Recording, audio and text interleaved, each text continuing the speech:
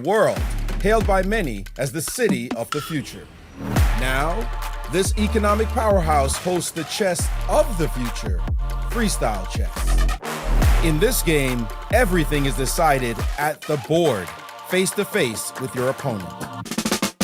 Goodbye to home preparation, chess databases, and reams of engine analysis. This is chess in its purest form. On one side, the absolute greatest player of his generation, Magnus Carlsen, who is hungry to conquer yet another chess domain. On the other, his greatest challenger, Fabiano Caruana.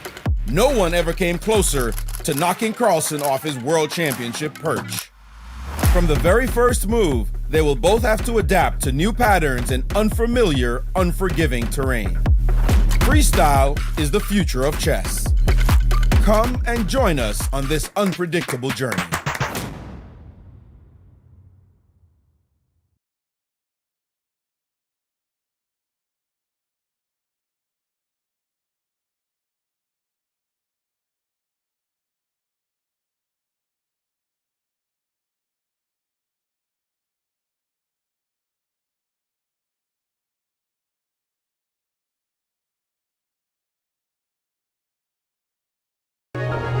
Welcome to the chess highlight of the year.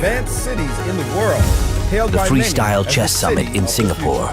Magnus Carlsen versus Fabiano Caruana, an epic showdown of chess giants. In this game, everything is decided at the board. Magnus Carlsen, the undisputed #1 in the world since 2010, meets second in the world rankings Fabiano Caruana from the USA. Gigantic players in gigantic venues. On one side, the absolute greatest player of his generation, Magnus Carlsen, who is hungry to conquer yet another chess domain. On the other, his greatest challenger, Fabiano Caruana. No one ever came closer to knocking Carlsen off his world championship perch. This is the premiere of the Freestyle Chess Summit in Singapore. The first of 2 evening games takes place on board an exclusive yacht in the Singapore marina. Freestyle chess with classic thinking time. A rousing and electrifying game between Magnus Carlsen and Fabiano Caruana, which the world #1 ultimately wins. I didn't immediately feel that this was a position where you could gain a big initiative from the opening. That's why.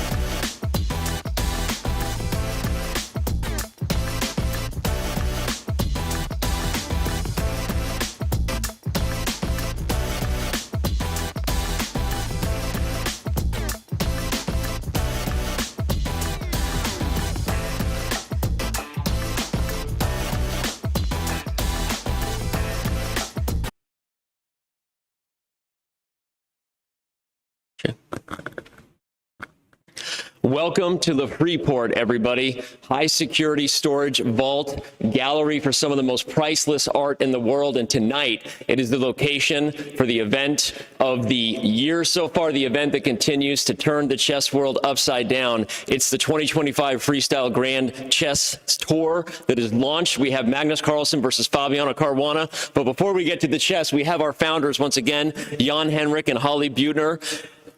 I think you might have outdone yourselves a little bit here. Holly, was this the vision when you mentioned all four elements? This was part of the vision, yes, and we are just so happy to Le Freeport to have us have this amazing venue. They were so good with cooperation, and we are just so happy to be here in this amazing location. We're actually standing inside a piece of art itself. So this is actually imported from the MoMA in New York, and now we are playing inside this beautiful piece. So I can't express how excited I am, and going back to you, thank you all for the amazing teamwork. We are super excited for the finale of our event here. We're excited. This is a secure facility because of all the priceless stuff going down here, but freestyle chess has been anything but secure in all the right ways. Is this the creative vision you thought of when this all started last year in Germany? I mean, it escalates by the minute, as you see with us. You know, it's just like when we plan something, we say, okay, let's do it this way, and then we have an idea to optimize it, and even more crazy, and so we end up with this situation where, as Holly said, we even didn't realize that if anybody has been to the Modern Museum of Art of New York, he has been in this thing, and this has just the transport cost, I have heard, just to put it here was $8 million just to put this piece of art here.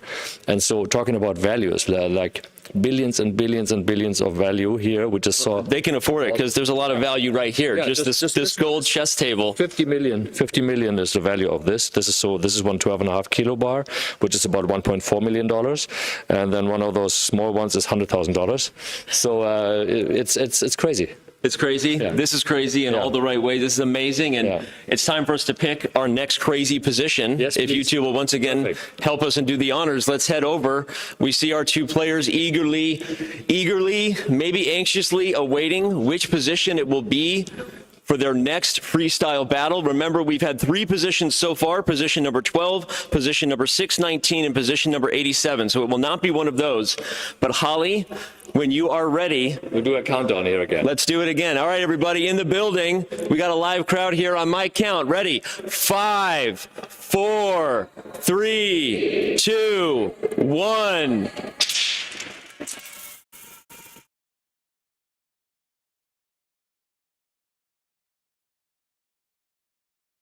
All right, we lost a few, but that's just all part of the show. Some escaped, and we're going to go deep, and we're going to go to this one. It is number 180.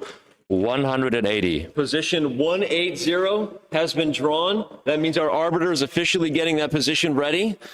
Jan-Henrik's going to put it right here. Remember, there's a 5th spot here just in case we go to Armageddon tonight. So for all the fans watching live from all over the world, we got a lot of chess ahead, and the party's just getting started. So as we see over here, our arbiter is getting the position set up, and then our players are going to head to their respective preparation boards. While they do that, I'm going to throw it into the commentary booth here from Maurice and Tanya to give us their first impressions of position 180.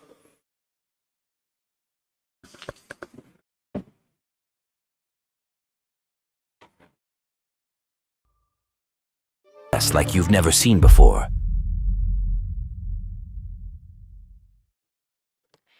And the final game between Fabiano Caruana and Magnus Carlsen is about to begin. It is position 180, and it's Fabiano. He's on our screen. He needs to pull a 180 from everything that happened in round 1 between these two players. It's a must-win to take it to Armageddon. Maurice, what does Fabi do today to get by?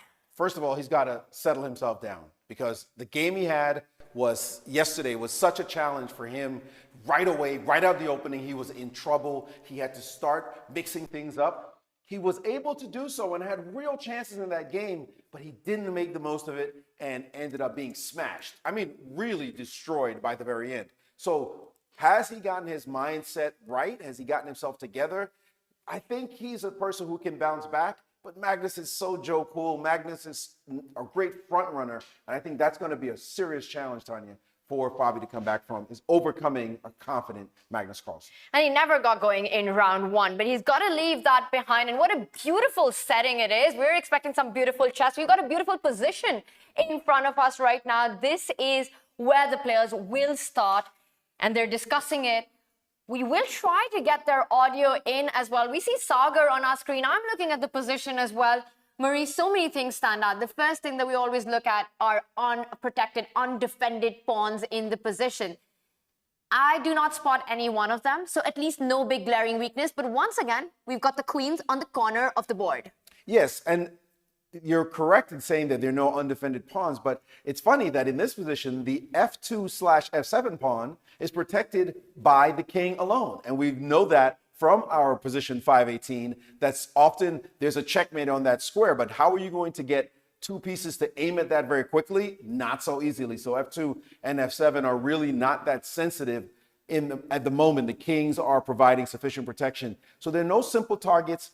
The biggest problem to me at the moment seems to be the knight on a1, but that one can go to b3, pawn c4 and d4. If you push the pawns in the center of the board, that really makes it easy for the pieces to come out. The only problem then would be the queen, but after g3, it will be able to come out. And by the way, very funny moment. Castles on move 1 is possible.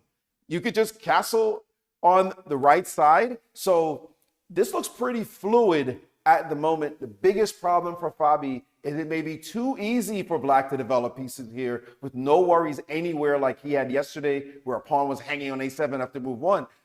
I think this is a challenging position for white to get any advantage.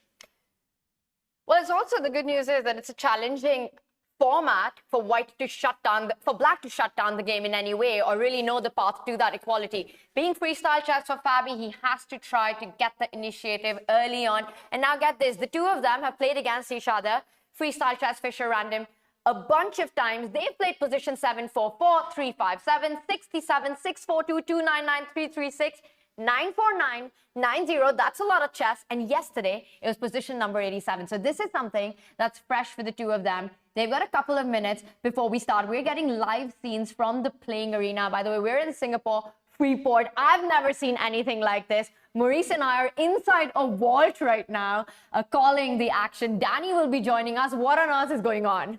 I got to say, I've played in crazy places. I've also done commentary in crazy places. Maybe the one that jumps to mind is the World Trade Center. I did commentary for the 1995 match with Anand and Kasparov, and I did that in the building that no longer exists.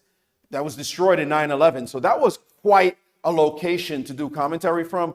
This one really takes the cake. A vault with millions and millions of dollars where you could just kind of reach out, maybe sneak one. I didn't say that, folks. I don't want to get arrested in this place. The security is super tight, but it's extraordinary. I mean, we did the yacht yesterday, and now we're upping it with a vault. It's just incredible. And the players, they don't even care about it. Remember yesterday we talked to Magnus and said, what do you think about playing on a yacht? He said, once the game starts, my mind is on chess. I mean, right there are a bunch of gold bars lying worth millions of dollars. 44 million, I hear. $44 million. I don't even know how many zeros that is, Maurice. And then there's priceless art all around. And we've got the two best chess players on the planet. We see it's a Fabi versus Fabi right now as he's going through the first moves that come to his mind. And the one advice that I got from Peter Lecco while I was commentating with him at Weissenhaus earlier this year. And then we've got Magnus on the screen, by the way, doing the same. Headphones are on, so the players cannot hear us. We're very close to them. The one piece of advice is that if the queens are in the corner, try to activate them as quickly as possible, which in this case would be moving the H-pawn first, moving the G-pawn first. Right now, Magnus is trying to preempt. How will white start? What is the possibilities? And what is the most probable first move for white in this position? Magnus deep in thought there, as we see on the screen, and he knows he just needs to get a balanced position where he can flow. Magnus in flow is simply somebody you don't want to face off against because he's a systems thinker. is Magnus. A lot of people may have great moves, they have great ideas, maybe even to calculate very deeply, and he admits there are calculators who are better than he is. I would say even Fabi is a better calculator at just crunching numbers than Magnus. But Magnus is a systems thinker. He sees what needs to be done, and his intuition and his sense of harmony just comes out of his fingertips. And once he's in that state of flow, he starts to hustle. You're done. He's just going to make move after move. We saw him yesterday with that final G5 gangster move, letting Fabi think he had have an attack, and it didn't work out. So we'll see if Fabi can find something to break that flow, to break that confidence, and maybe take this to an Armageddon. It's really fascinating. The player playing white here right now, Fabi, I think he's looking at the bishop pawn moving forward. And very often when you're thinking about what your opponent will be responding to that with after 1c4, it's the symmetry in the position. So Fabi is thinking if he starts with this move, Magnus will return the favor with 1c5. And the whole advantage for white very often in freestyle chess is to try to break that symmetry, to make sure that you're able to do that before black consolidates and develops pieces. And that's usually with a break. Right now, Fabi is thinking, can he get that done if Magnus follows and plays copycat chess? You're right. And that first break, as you just correctly mentioned, is really the essence of the opening in chess. Yes, you want to develop your pieces. Yes, you want to get your king to safety.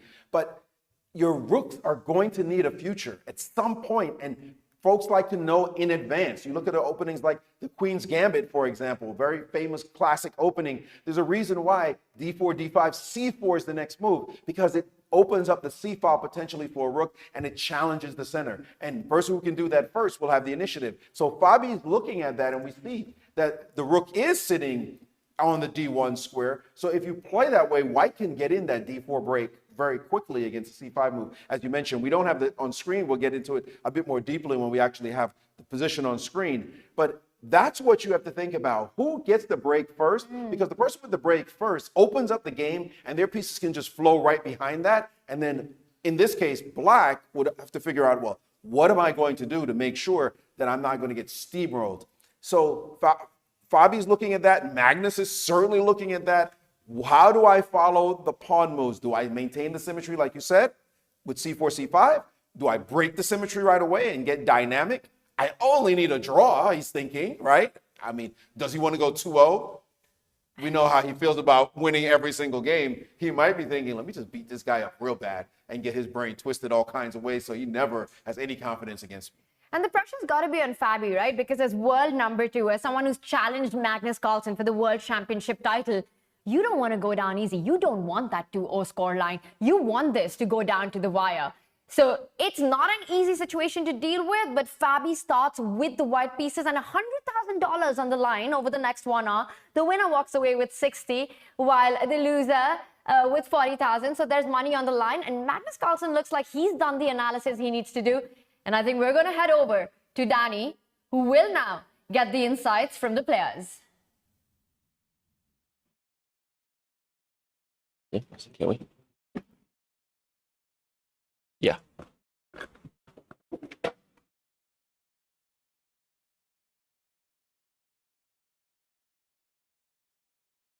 Back outside to the main playing hall in this vault. The players have had time to review the positions, caught up with Fabiano a little bit. We're going to talk about that once I switch into the commentary booth and give you the behind-the-scene thoughts he had about his preparation. But as we can see over here, the arbiter is already addressing the players and making sure that everything's okay, from the lighting to the temperature.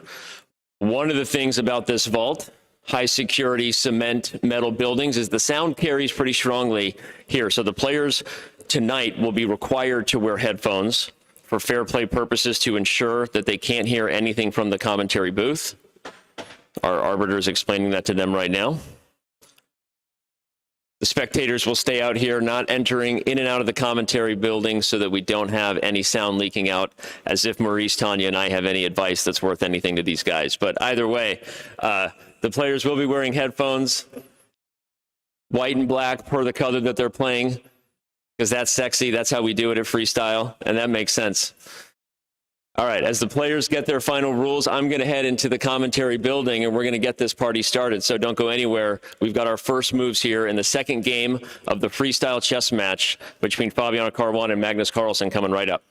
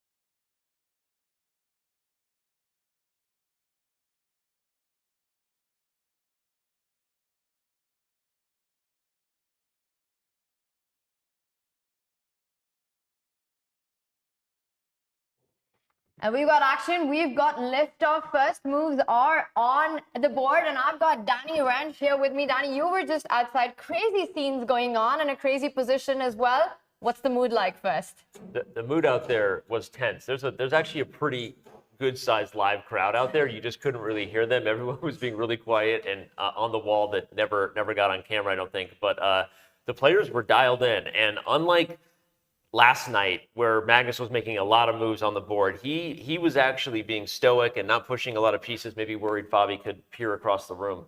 But we've already got action, and it's funny because I talked to Fabi while you and Maurice were breaking it down and got his thoughts on the position. And he started with the move he said he wanted to. He thought c4 was a really crucial idea to open up the bishop on b1. Talked about how that makes black at some point want to play g6, and then maybe that'll make the dark squares weak. But what's interesting is Fabi thought a key idea for white at some point would be to rush his h-pawn and try to create an attack.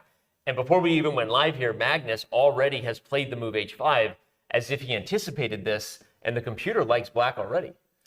And that's move 3. You know, they say in standard chess, Maurice, when in doubt, push the h-pawn. And we see the eval bar already saying that Magnus Carlsen is out of the opening in 3 moves with a bit of an advantage. You got to break that down for us. What's going on? Why does our Silicon friend like black so much right now?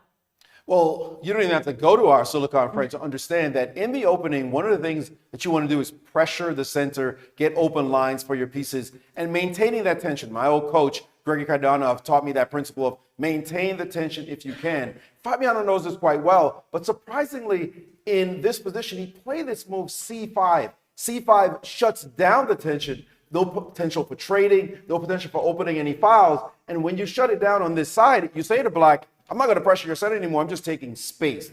But in this kind of space, particularly in this part of the board, that's significant. It looks as though it isn't. And I'm surprised then by why Fabi played it. Magnus is like, whatever, I'm going to play h5, get some freedom of movement for my queen, and also prevent any of these kind of excursions this way. And I'll have initiative as well. Notice how the bishops for black are perfectly poised along these diagonals as well. So I'm not feeling this position because I'm confused by c5. It's the kind of principle that I learned a long time ago is not that you want to adhere to. Keep the tension in the middle and pressure the possibilities there. Looks like Fabi might have slipped, but as early as move 3, guys, that just sounds extremely weird. Yeah, it's strange, and it's also, I guess, a little bit just, it is what freestyle is, right, Tanya? I mean, these guys don't have preparation. They're not recalling even, let alone opening theory. They're not even really calling patterns that they know in the opening, right? And in the position that Maurice had up, it's interesting because the best approach for white was not to play c5, as Maurice said. It was actually to take on d5 and keep the position open. And then the computer liked the move after c takes d5, c takes d5, g4. And I just had to show this, Maurice, just to say, like, who's playing that idea? Nobody. Like, who's playing this according to the computer? I don't understand it. I mean, what was the... And then maybe it changes its mind with a little bit of thought. Yeah, I'm trying to figure out what G4 is about, and it looks completely random. So I would think G4 is not a great move here. It seems to make more sense to start thinking about your pieces. Someday we would develop a piece. Although this engine is giving moves like A4, H4 makes more sense.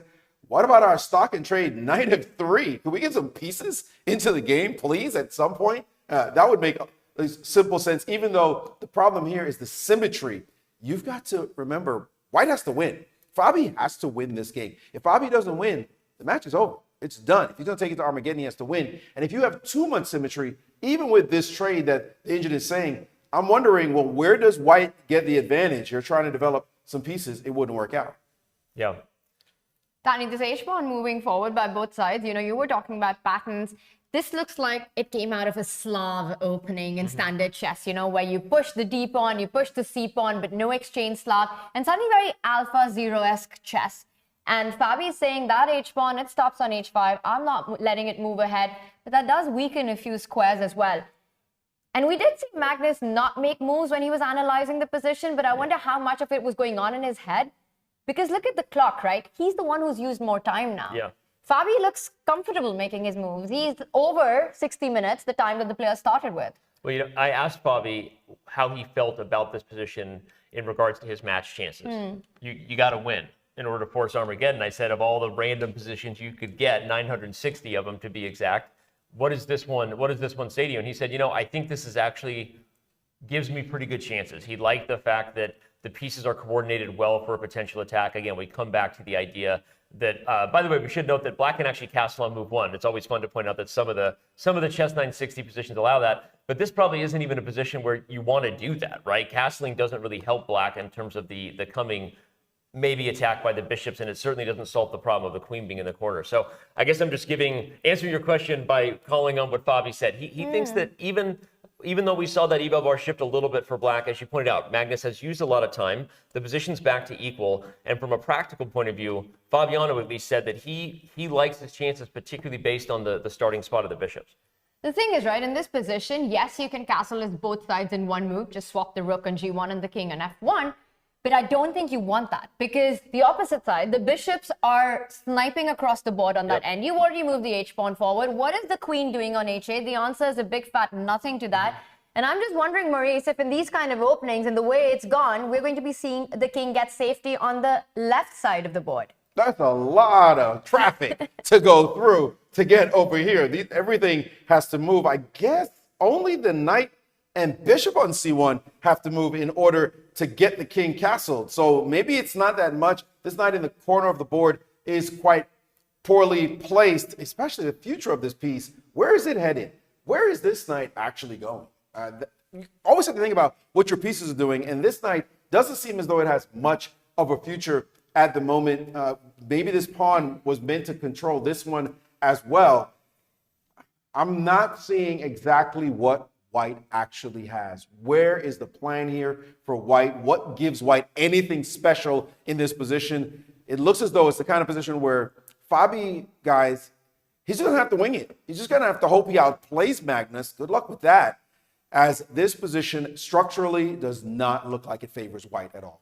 Danny, Maurice mentioned the knight as a problem piece on a1. I've got a bigger problem with both these sides, right? What's the future of the queens here? Yeah.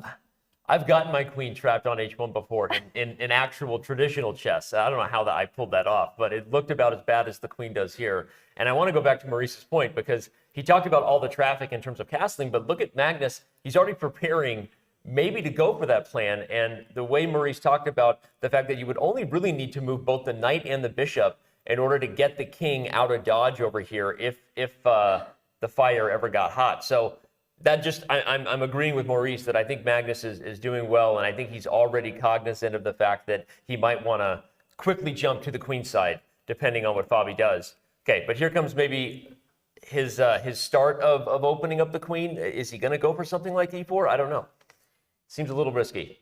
Guys, queens are so flexible. I don't exactly panic when I see a queen in the corner. The queens come into the game quite easily. And do you remember Alpha Zero, when it was actually putting the queen on h1 in its match against Stockfish? It intentionally went there in a couple of games. So queens are not the problem here. The real problem is, what are you doing with your pieces, and what is your future pawn break that's going to cause your opponent any trouble? And when I look for a pawn break, I'd love to play the move e4, but guess what? I can't put a knight on c3 to make that work. It's not possible. This knight has nowhere to go. So what is white's eventual plan? Is he looking for b4, b5, and do something on that side? Especially if in case you castle over there, he's prepared for that. It's just not clear where the pawn breaks are. And for that reason, I am still looking to see what the right plan is for white that's going to give anything at all in this position. It just looks like black is very comfortable. But for me, this all just makes me so excited. I mean, we're like 5 moves in a chess game between world number 1 and world number 2, and we're already deep in analysis trying to solve the problem. I mean, normally when we're analyzing top level chess, guys, we're talking about their seconds at this point, mentioning the fact that we've seen this Ruy Lopez position 1,000 times, wondering what they might have had for breakfast. None of that is on the table here. We're like knee deep in the fact that one wrong plan here might kill Fabiano's chances to win this match. And anyway, it makes me just excited to see what they're going to give us here. Yeah, it's awesome what you say. And the point is that Fabi's just made 5 moves and all of them have been pawn moves, and that's just how difficult it is. That's an unconventional chess opening decision, right? Instead of taking the pieces out, He's trying to find lines to open up for the queen to come out. Eventually, we are going to see a piece move. You were asking where the break's coming from, Danny. And you know what? I think it's going to be Magnus that gets that break in first. You look at the position. He's got one knight out. The other one will also find a way, and that e-pawn will move forward to e5 at some point. And then there are going to be big questions for Fabi to answer. I don't think Fabi is happy with what he's got right now out of the opening. Not a single piece out. The queen's still struggling on that h1 square. You know, you put it on f3. There's bishop h3 check ideas that you're calculating. Yep. Things have started looking very tricky for white very quickly in a must-win game. Bobby specifically mentioned that he was trying to induce g6 for black, which is what I talked about in terms of why maybe Magnus played h4 to stop white from driving a pawn to create weaknesses. But now he's played g3 for white. That means he has to really worry about this move. You already mentioned that bishop h3 check would be devastating if it happens. So what do you think, Maurice? I mean, we've got, by the way, though, all this talk about how Fabi hasn't gotten anything in a must-win game as white here in their second game. Magnus is the one who's been using more time. Just drawing attention to that. I think it's a great point. I think it's a great point to talk about the clock situation. You want to induce your opponent into playing for a win when he only has to make a draw. That is something that maybe is part of the meta strategy here. But Tanya made a fantastic point. Who's got the break? Black has e5 lined up and ready. Like at any moment, this move can happen. Okay, if the knight gets to f3, it can shut that down, but it's not there yet. But this is a natural break. e4, not so much. And I don't see it ever happening, in fact, with the way this construction is, especially after this pawn push, the pawn on c5. So the break in chess, in the opening, it's all about those breaks. Who prepares them properly? Who gets to execute them? Who's restraining them? And it looks like it's black who has all that lined up in the future. Again, I don't mean to beat a dead horse, but this move c5, conceding the tension in the center, was so committal. I mean, absurdly committal, how much you shut down your options that it looks like it's going to have lasting ramifications on the structural possibilities of this game. I agree. Although I'm going to, now that we're here, might as well play devil's advocate, right? I mean, we're here to analyze. I'm starting to look at the structure and wondering, Maurice and Tanya, how Fabi might justify it. And I started thinking about, what if we go for a slower plan? This knight on e1 also needs to develop at some point, and I'm starting to look at the dark squares available, whether it be f4 and e5. I don't know that knight to d3 and bishop f4 might come first, whether you might even try to put a knight on e5 and then support it, calling black's bluff that perhaps parting with the dark square bishop isn't a great idea. Because I'm just trying to unpack, what is it that Fabiano wanted, right? The guy's a 2,800, third highest rated player in history last time I checked, right? He obviously understands that relieving the tension, normally not the strategic play. So maybe he has some sort of longer term vision for the future of where he wants to put his pieces, just throwing it out there. And this is a tip that I picked up from the players in Weissenhaus. What they really like with the piece position, especially the knight, is to place it behind a pawn. You see that d pawn on d4. It would be ideal to get that knight to d3. It's a beautiful square because one, it's safe there, and then you're jumping around. But I think Fabi realizes now the problem with it. The point is that the black bishop then comes up to f5. And you've got this pin on the diagonal. You're controlling the e4 square. The bishop will move on to e4 as well. And then e5 will land eventually. Magnus has taken a decision, so still a bit of copycat chess there, opening up the queen, g6 on the board. So no e5 yet. Are you surprised to see this move? Because you mentioned that Fabi was hoping that this would happen. It's funny because I don't think either player liked this idea in terms of their prep. I mean, who knows? We'll catch up with them after the game, but I do know, because I talked to Fabi, that he just mentioned immediately that he was worried about weakening the light squares. So seeing that Magnus took a bunch of time before ultimately committing to that makes me wonder that he probably didn't like it either, yet they're committed to it. And so I'm wondering that whether they have a larger strategic idea in mind, knowing they need to over-control some of these light squares, perhaps in order to start accessing them and complete development, whether Black House is long or not. So I'm curious, and Maurice, I wonder maybe you have another take on this, but one thing I will note, Fabi does recognize his time advantage. He immediately played knight b3. Magnus started to pick up the pace too here with the move knight to g4, though. What the heck? I'm recoiling to see a move like knight to g4, and I'm wondering what it actually does. It does open up the possibility of playing for e5, but what if we threaten this piece with f3?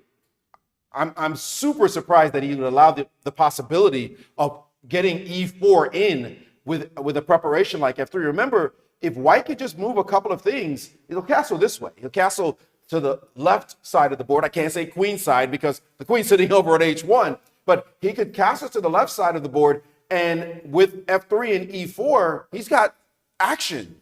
Desperately so, because he didn't have any breaks at all that we could find. But Magnus is inducing this. I mean, what's wrong with f3, in fact? If we just take a look at it, this knight, it obviously has to move because there's just no sacrificial idea that makes any sense. So let's back this piece up. And what does he gain? He's gained a weakness maybe on this square. His knight can come and attack this pawn. But it does seem as though this option has come into position. Magnus has sharpened the game dramatically with this move, knight g4. Very unconventional, even for chess 960, to be moving this knight by itself. It's the only developed piece you had. You could have developed something else, but he decided to make this very provocative move early on. Does Fabi now have a chance to get back that energy that he wanted so he can have those pawn breaks that he desperately needed? Wow. I'm looking at the fact this game could go any direction. Black could castle short at a moment's notice and try to start playing e5 and advance over here because on Maurice's point, if f3 is played and we suddenly have some weaknesses to poke and prod at, maybe Magnus tries to play over here.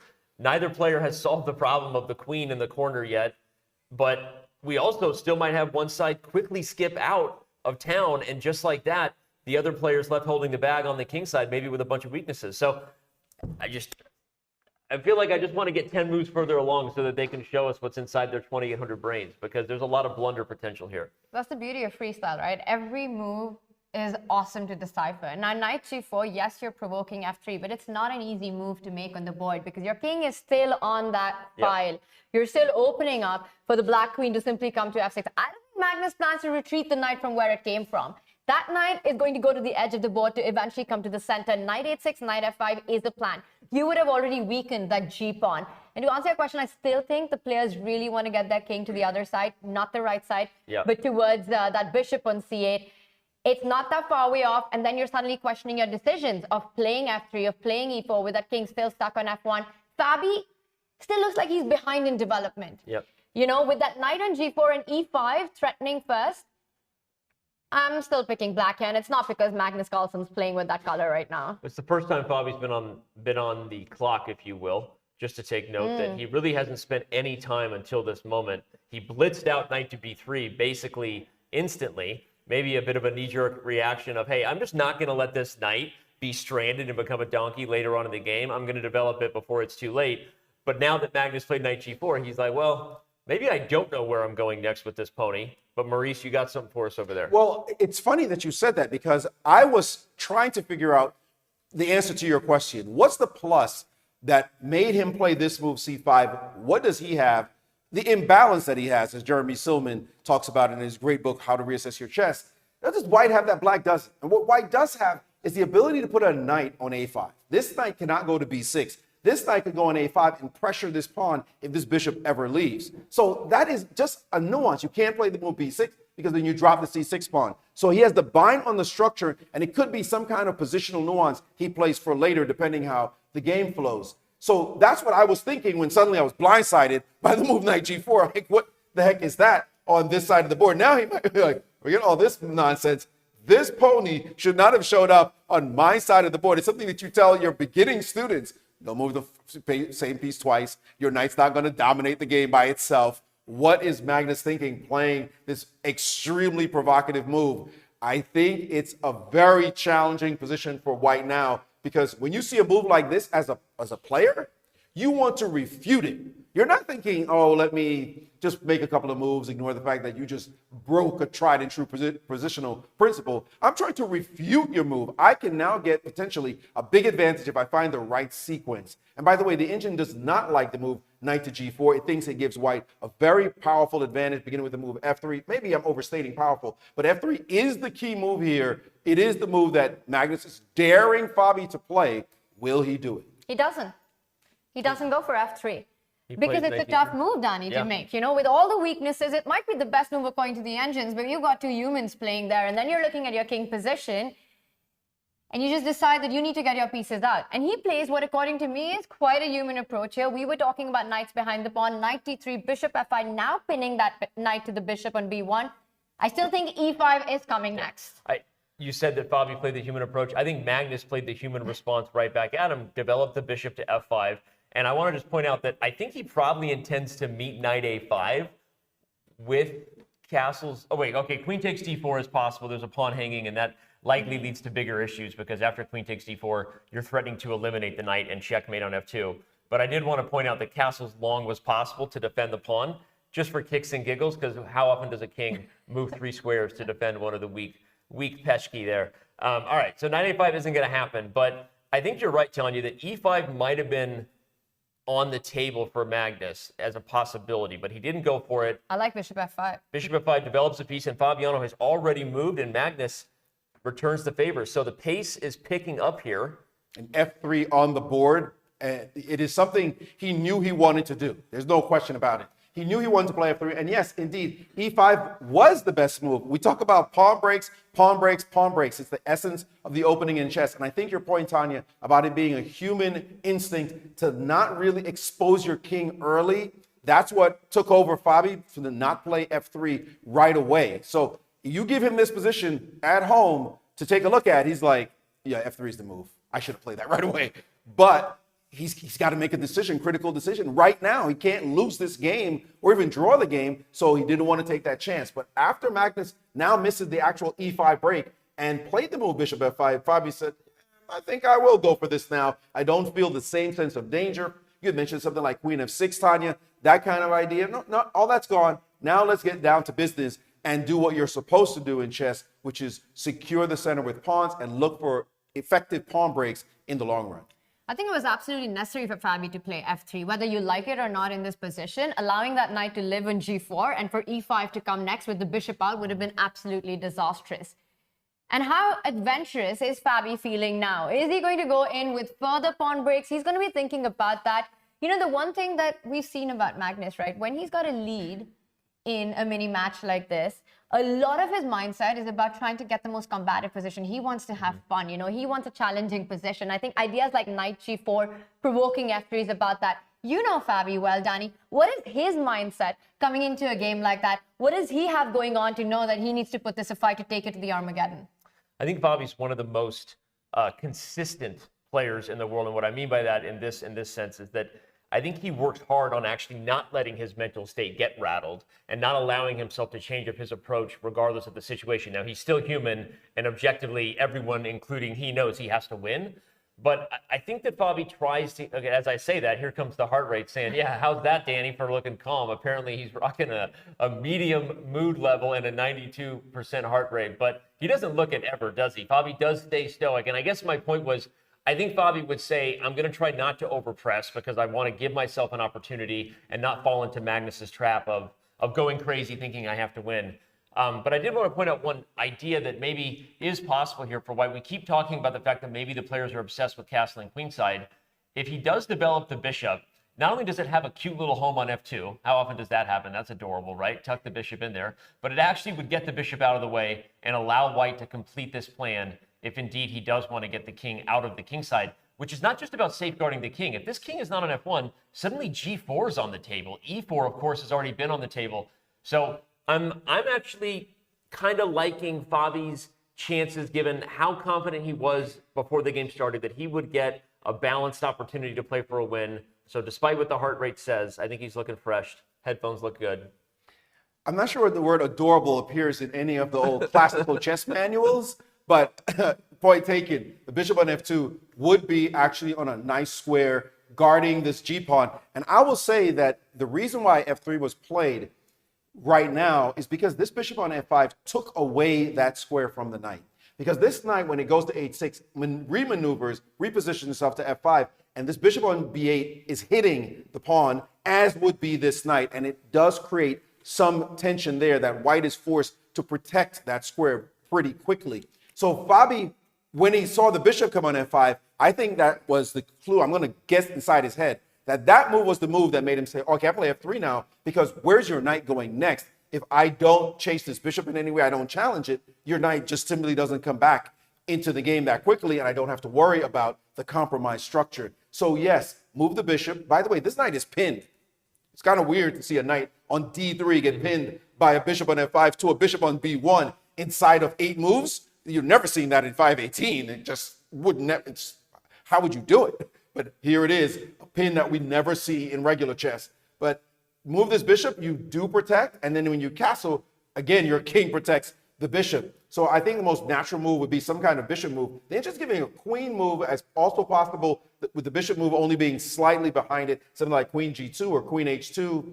I'm not somebody who really worries about queens early on in the game. I think the queen will figure it out in time. I want to get this bishop out and have the option to castle on, I'm about to say queen side. Get that out of your mouth now. You know, you're an OG. You're like, that's the queen side over there. No, no, no. It's just the left side when you're playing in chess, in freestyle chess.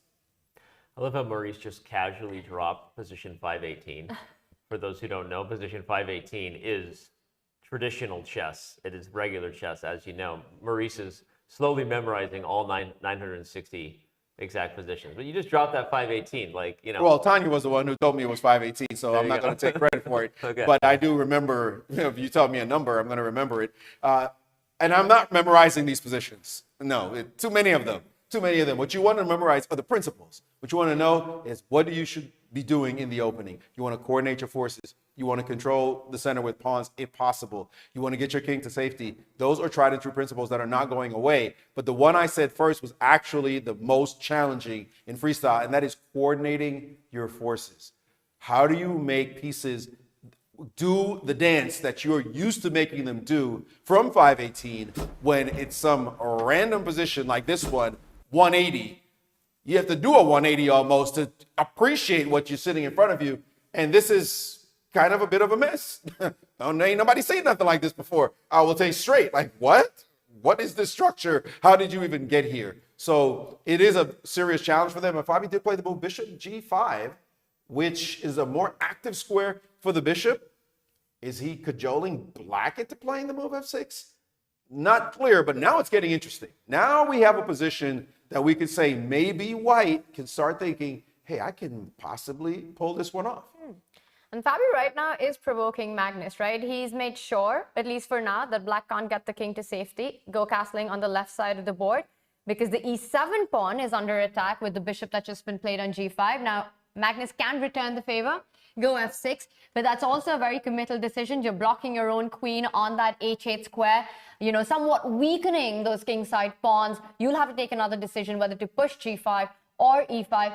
But I do feel that that's the move on Magnus's radar right now. You want to get your king to safety without giving the pawn on e7.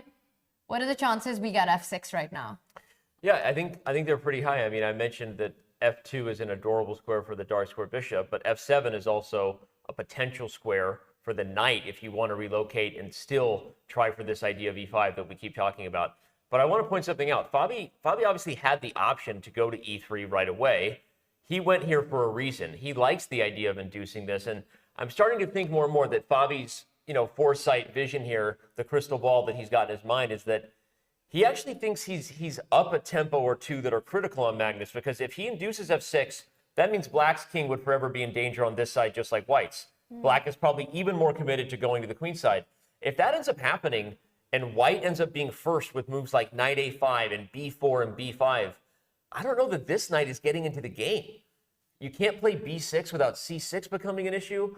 So I'm just sort of playing out, you know, what might happen. If both sides castle long, I think advantage white now, because white is getting the initiative and might actually be putting pressure over here before black ever really had an opportunity to finish development. So I'm just trying to think about what Fabi is trying to do here with this sort of shuffling. Yeah, it's move 9 and it's absolutely nuts already. I wish, Danny, there was a way to get inside Magnus's head. Can you think of anything? I wish there were formats and organizers who had an idea, like maybe we could give the players an opportunity to tell us what they're thinking about in the middle of the game. Well, guess what? We've got just that for you, because Magnus Carlsen has just been to the confessional.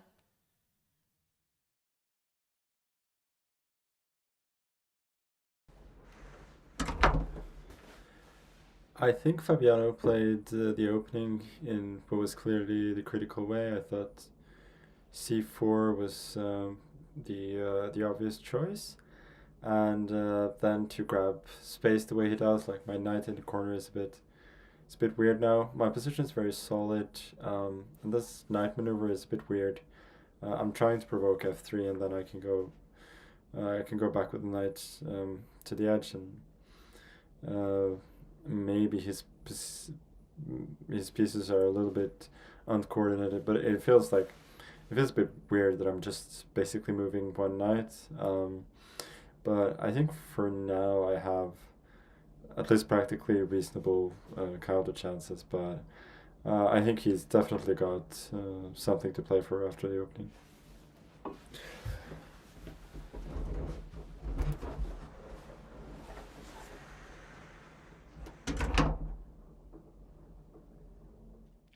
So Magnus saying the knight maneuver a bit weird, but also fun, provoking f3, which by the way now did happen on the board, and Magnus Carlsen's trying to get his other knight into the position. What do you think? How successful has Magnus been with everything that we just heard?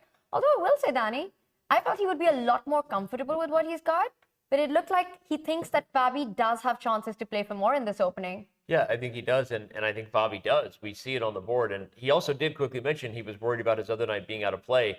We were talking about that point right before we threw to the confessional video, and Magnus tries to solve that with the move that hit us while Magnus was talking, knight to c7, trying to solve that problem of that knight being left out of the game. So again, I think Magnus likes, or at least is aware that Fabi has chances here, and he's being careful. Well, let's understand a very big principle in chess, and it's the drawback principle. That is, any move you make, no matter how positive, comes with some kind of minus if it's just undefending a square. So if we go back just one move pair to this position, this bishop is sitting on this square. It could go to e3, a very natural square. We discussed that. Just develop your piece and then think about castling. The bishop on e3 guards this pawn, and you keep going. But bishop g5 was the move chosen. More aggressive, prophylactic, we said, and the competing principles. Yes, it's difficult to castle, although the engine says maybe even you can sack this pawn. But I made it more difficult for you to castle on this side because you have to think about this pawn. But what do? You fix your bishop as a target.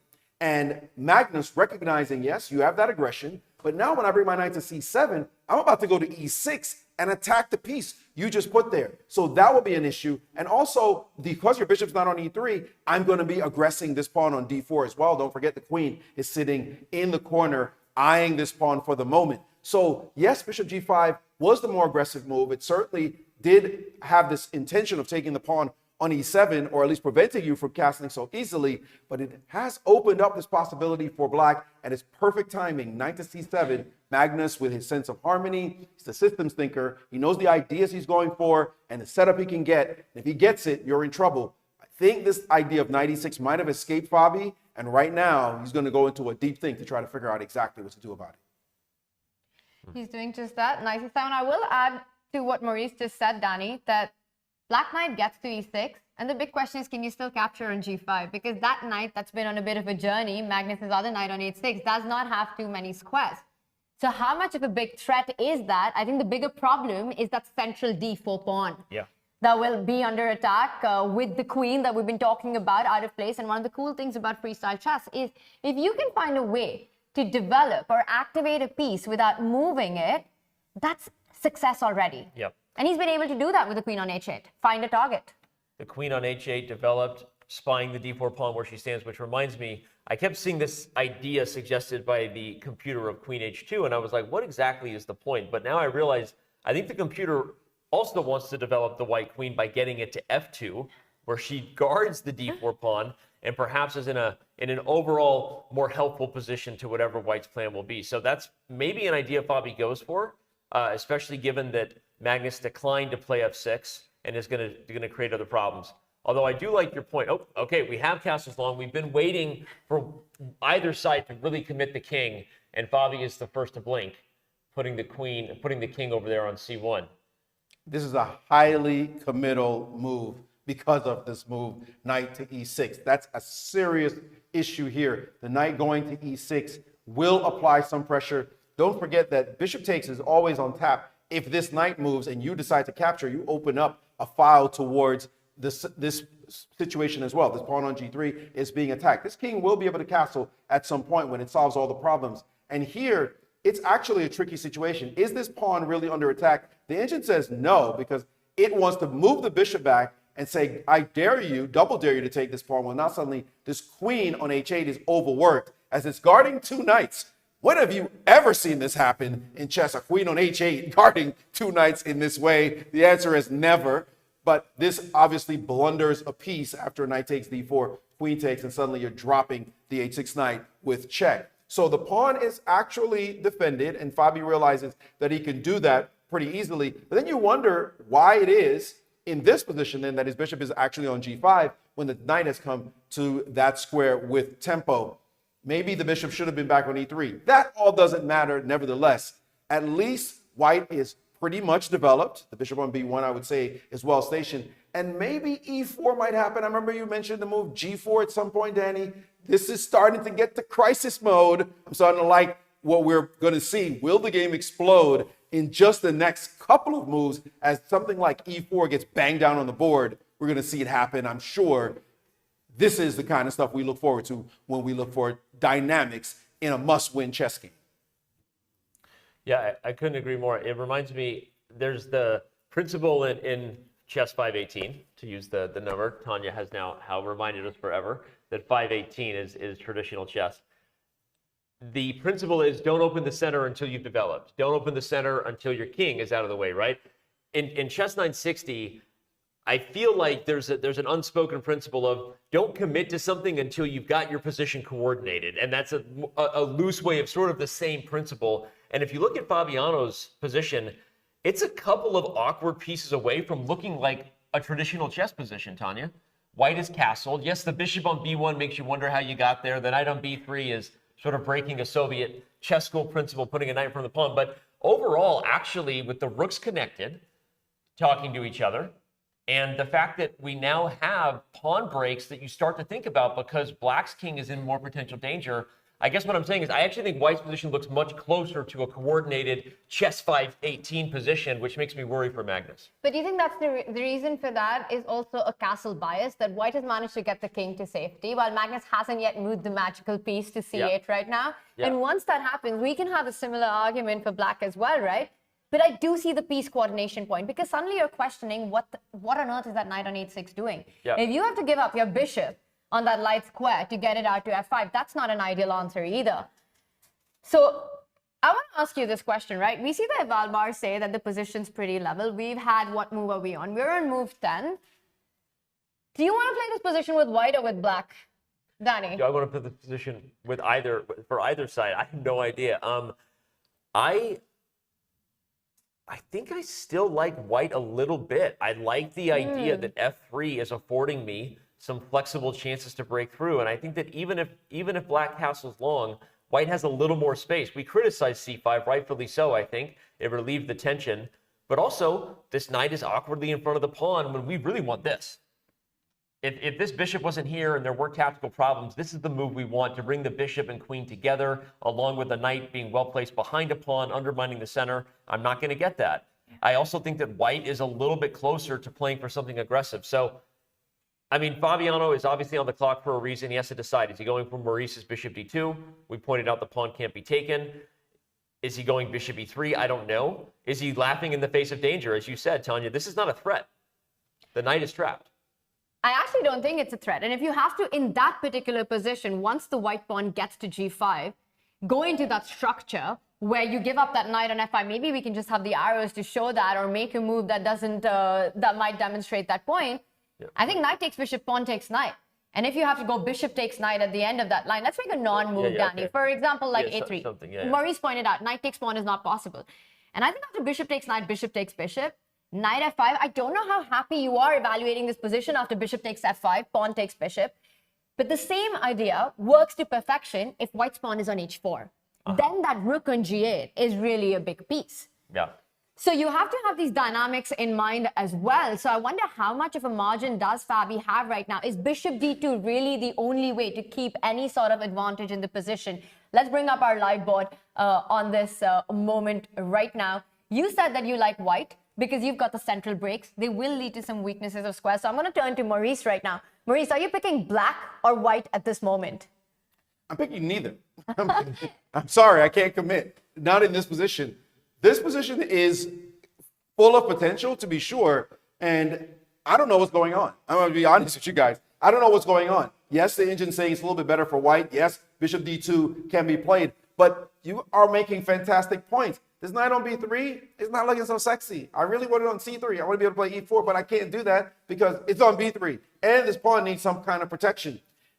This structure there's potential. I really want to play e4. If I can make that work, I'm taking white all day. If I could just make e4 work, that's still not yet in the position. And black does look, except for this one piece on h6, like everything else is pretty smooth. I'm going to say that. The pieces look like where you might have it like a Gurganidze, Caro-Kann. I mean, that's what I'm seeing in this position. Normally, the bishop will be over on this side. This knight will be over on that side.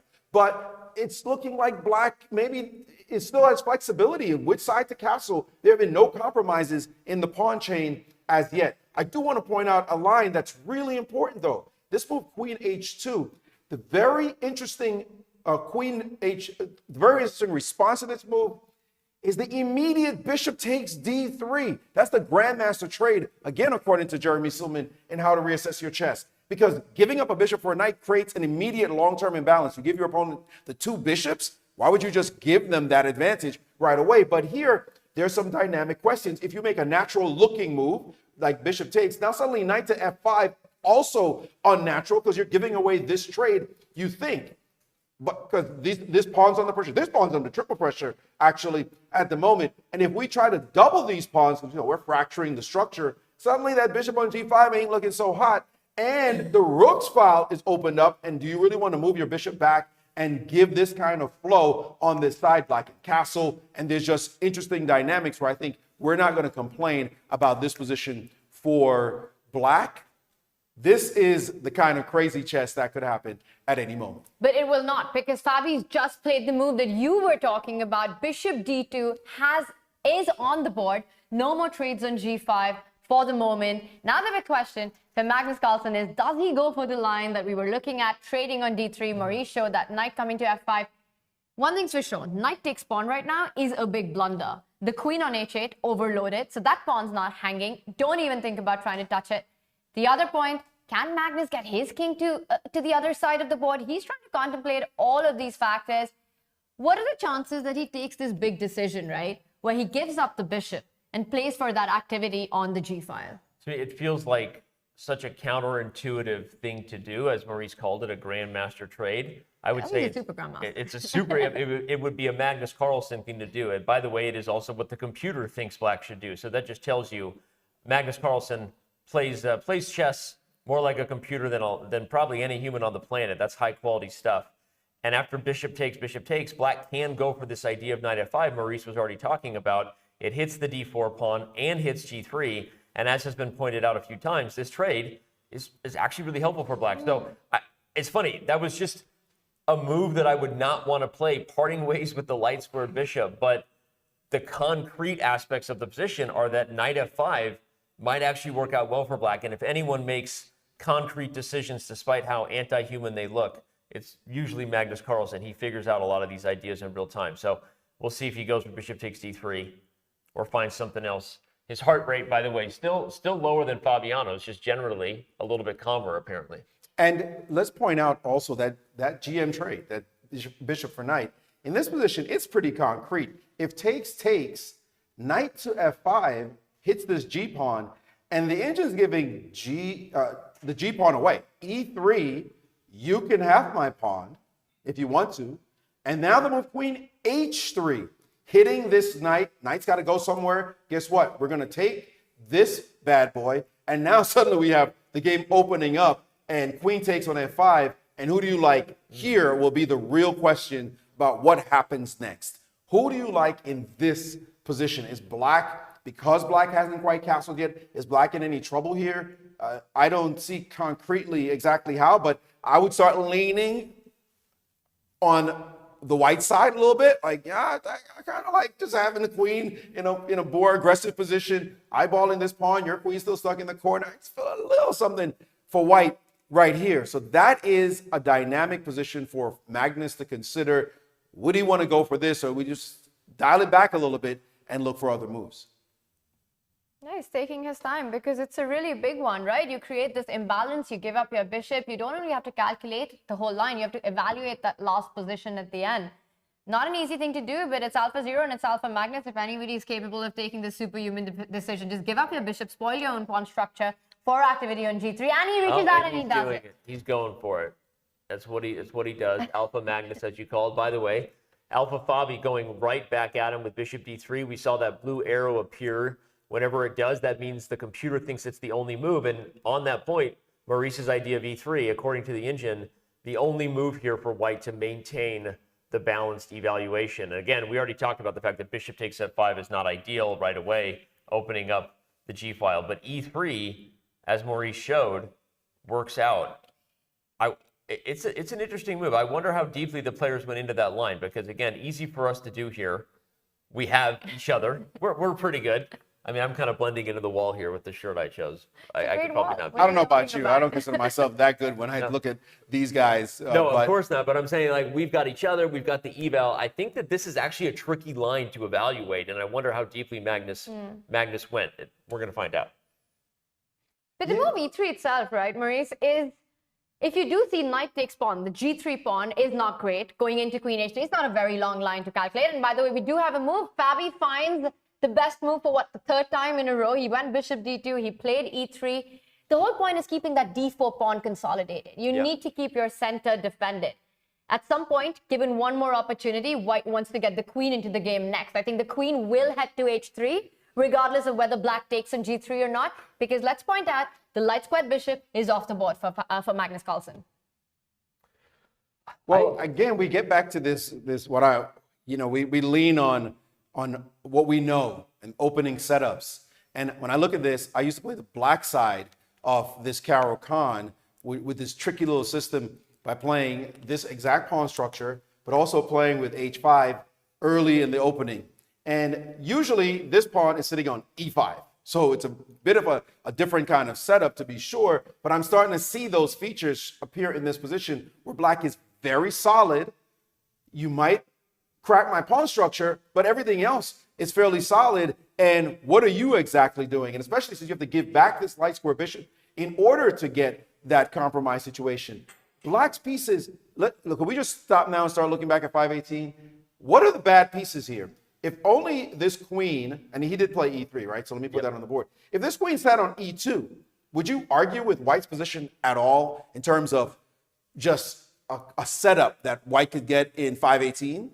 You'd be like, okay, that knight on B3 looks a little weird, but we'll live with it, right? That looks pretty normal. And if you look at this position with the black pieces, if the king sat here and this bishop maybe was on C7, you probably wouldn't argue. Well, sorry, I made a move there. Didn't mean to do that.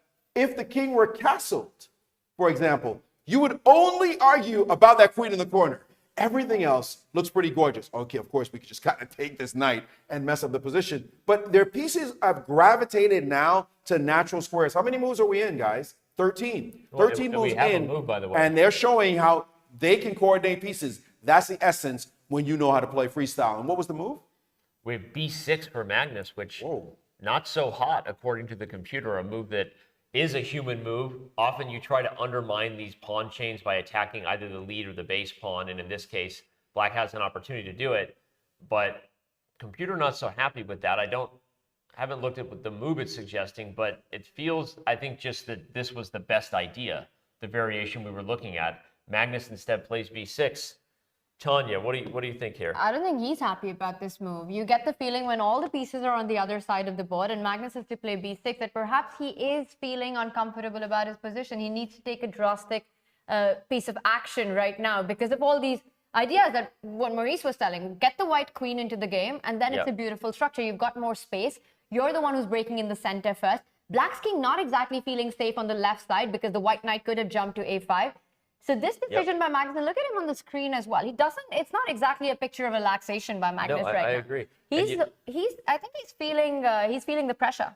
Fabi's not even at the board. And I want to show that line again because I really agreed with Maurice when he said that the end of this variation would have him kind of leaning doing the lean toward white side. It's funny because the computer says, it's close to equal, but I feel like all three of us were like, this just feels better for white. And Magnus probably, as a human being, as good as he is still a human being, probably looked at it the same way for all the reasons we talked about. I mean, white has an eye here, white has an eye here, the king is stuck. By the way, knight a5 is just constantly on the agenda now, and this is so irritating. So I was anticipating that because I was asking the question, I wonder how deep Magnus went. When Fabi played e3, if he hadn't gone deep enough to think about it the way the computer would, I'm not surprised at all that he didn't take this pawn. And now that he's played b6, he may regret it because what the computer thinks the best move is this move f4. I'm stunned by that. To be straight up f4? Putting a stop to all of the ideas on the diagonal and making sure that white can hold the pawn chain together, I guess. I hear you, and that's an extremely committal move, f4. It is a lockdown Maroxy bind on dark squares, if you will. Well, the point is there is no breaks for black anywhere. Well, we do have this little issue here that white's not really worried about at the moment. But this move, that's to me an impressive move to find. I want to see Fabi play that move. That I really do, because to me that separates the 2800s from the rest of us. This is a serious move in this position. The engine agrees this is a very strong move. It says knight h6, king b1, knight g4. Why did we allow this knight to actually even plant itself on what looks like another great square? It's threatening knight f2 with a monster fork. I mean, I got to really understand. I know it's easy to defend. You can play rook gf1, for example. But this is a serious commitment to play the move f4 and grab that space. Very instructive move. Very instructive. If Fabi plays this move, I'm going to say Magnus is in trouble. He finds a move like that one, Magnus will be in trouble because it means Fabi's got the zen of the position and he's feeling the flow. Let's see if he finds the move f4 right now, because I think it's a big moment in the game. f4 is really cool, and we'd all love to see it, but I don't think it's the only way to keep an advantage. The point is that it's really hard for Magnus, even after getting b6 in, to actually trade on c5. And I know, Danny, that's exactly what you were thinking about, because it's really the first thing that comes to mind, right? Yep. What actually happens with the follow-up. But the problem with that is then the dark squared bishop gets super active. Once you take pawn takes pawn, there's no bishop e5 thanks to that f4 move. And suddenly the bishop's coming to c3. And hello, what is the queen on h8 even doing? You know, queen f6, bishop c3 might just be game over on the spot. Yeah. And you're looking at all these ideas. But Danny, even without f4, I think the position has so much harmony for white. And by the way, we do have a move. Boom, boom, boom. Done it. What? The world number two. You know, by the way, did anyone notice the little bit of Fabi pushed it and he kind of twisted it when he did. Yo. He did a little bit, which I'm just saying. There are. Look, I'm not making a subtle nod to the GOAT Garry Kasparov, but it is a subtle nod. Gary used to do that all the time. Mm-hmm. But it's a subconscious thing players do at times. Chess is a physical game when you're at the board. There's an energy and a presence, and sometimes when you play a move you like, there's a little bit of mojo there, and Fabi pushed that pawn confidently, and you called it, Maurice. You said if Fabi plays this move, you think Magnus is in trouble, and we've got Magnus on the pawn cam here. I don't know what else to call it. Is that heart rate any worse? No, but f4, I'm liking the fact that he played it. Personally, I didn't have the chess understanding deep enough to play this move and feel like my position is going to continue to have flow. I would have rather kept it flexible. The possibility of being able to play e4, the possibility of maybe hitting with g4, to shut that down completely with this move outside of my pay grade. This one says, I have space and I'm going to slowly build around it. And guess who has the breaks? E4 is still here. You can't really stop these moves. Even with the move knight to h6, by the way, I'm thinking, I'd be very worried if f5 stopped me. For example, if I played this move, what is wrong with the move f5? Like the engine says, okay, that's completely irrelevant. We're going to play on this side of the board. Now that's some stuff. Bishop a6 being played, eyeballing this. This is all no counterplay for you at all. You got no breaks over here. And you know that b6 move you played? We're going to start showing why it's weak. And that's what this move now I'm looking at is about.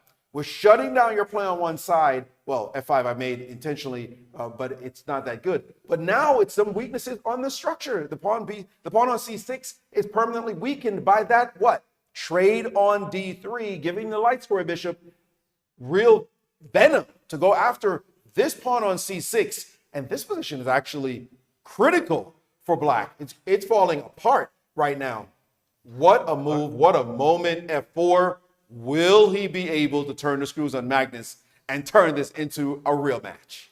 He's doing everything right? An extremely classy move, and you've got rid of one of the bishop. The light squared bishop's off the board. F4 really restricts the other bishop now, and Magnus has to find a way to try to break free. He does come back with the knight, so not allowing any trades in that. I'm expecting him to bring the queen into the game. The white's got a simple plan. It's easy to play. You know, you've got the harmony, move that king aside, get the rook to c1, start targeting that pawn on c6.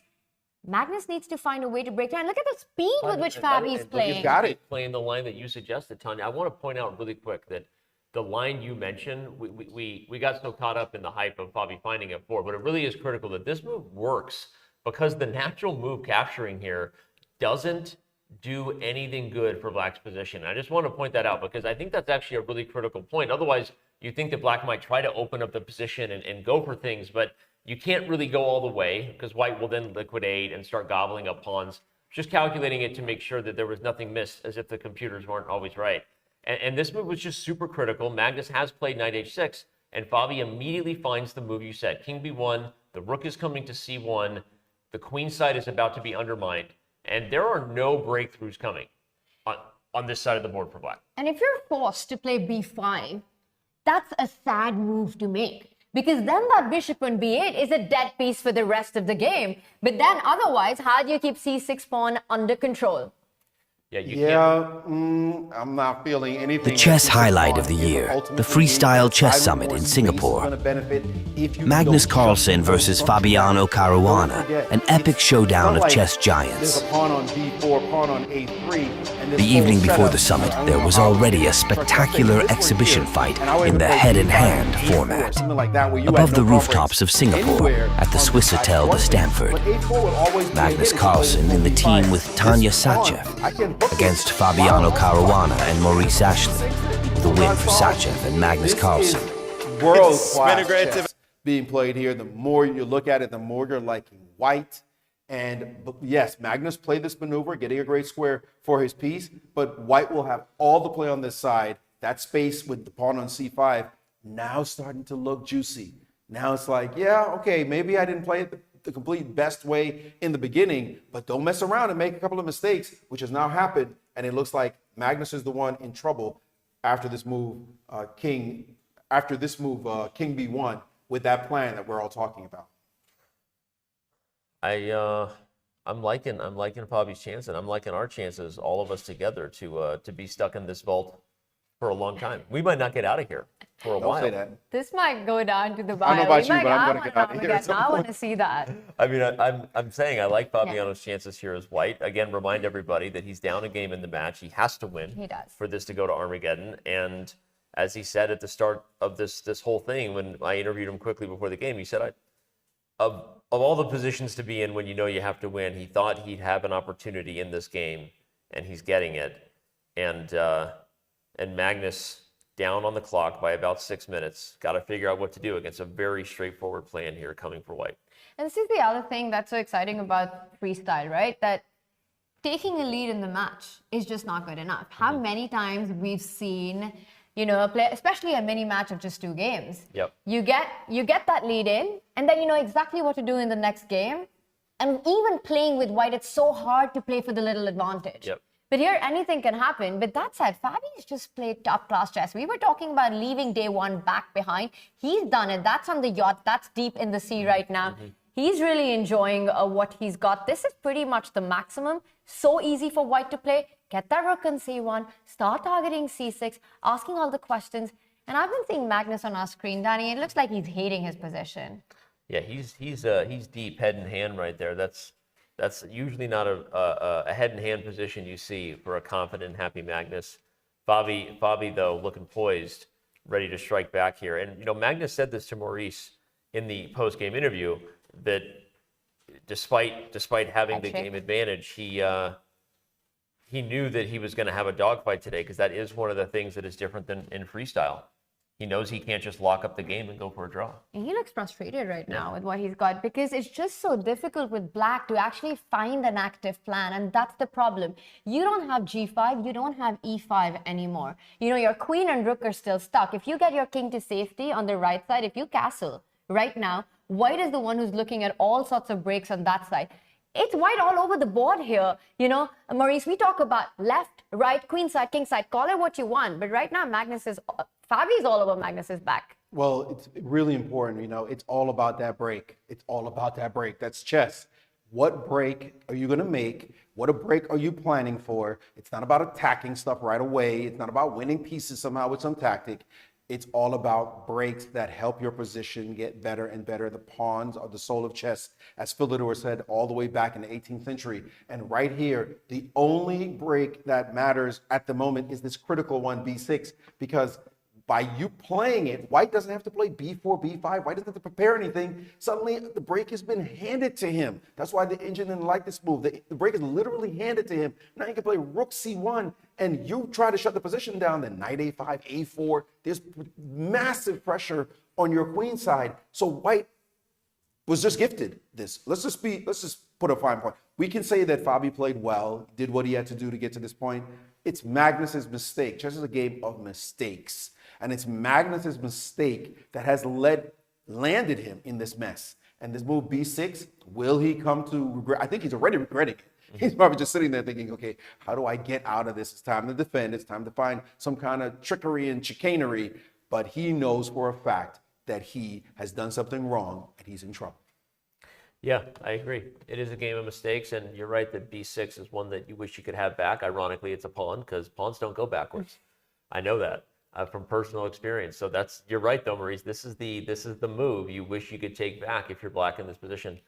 But sometimes, you know, we get clarity on things in terms of how the players might have felt as the game goes on, and I do feel like in hindsight, this might have just been a little bit harder for black than we initially realized, because I think this idea of taking this pawn was something we were able to find with the help of our artificially intelligent overlord friends.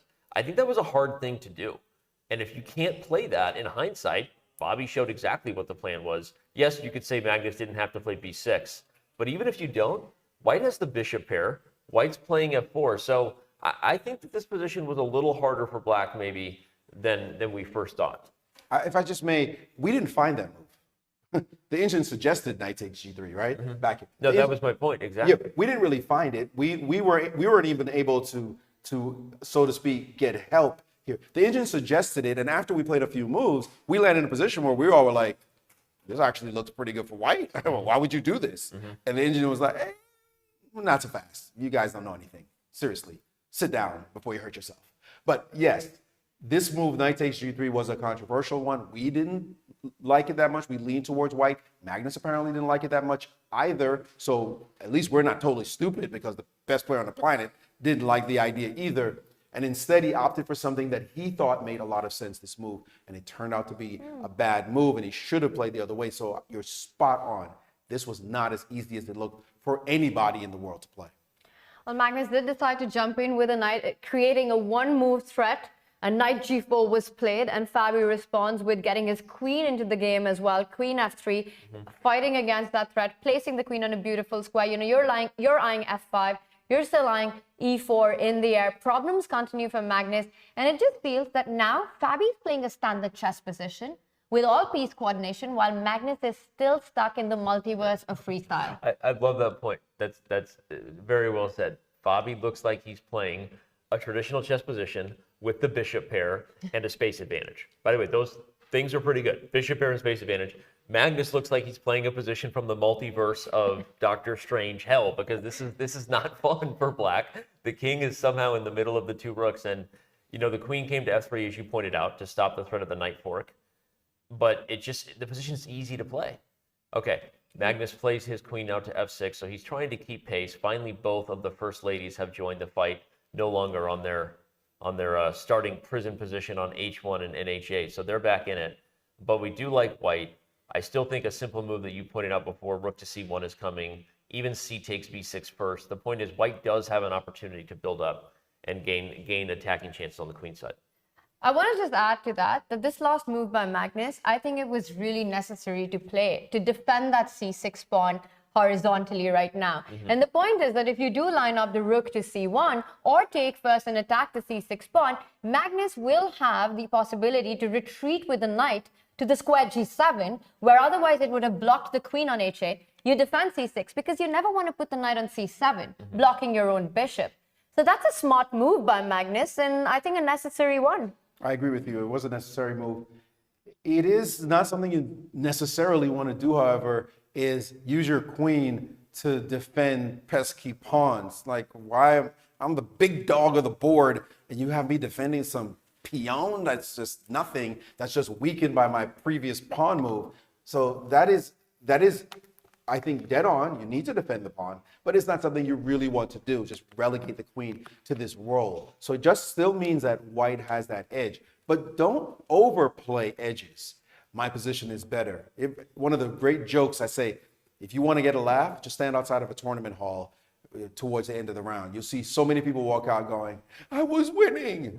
Yeah, that's nice. And it's real funny. You were winning. This is chess. Nobody's winning anything until the game's over. You can't sleep on advantages. You don't think just because your position's better or maybe even winning that it's enough. And when you're playing Magnus Carlsen, you doubly don't think like that. You make sure that you keep your foot on the gas. You focus on every single possibility. Try to make sure you play the accurate move, because I was winning or I was better suddenly becomes, oh no, it's equal. Oh no, I'm worse. Oh no, I just lost to this guy.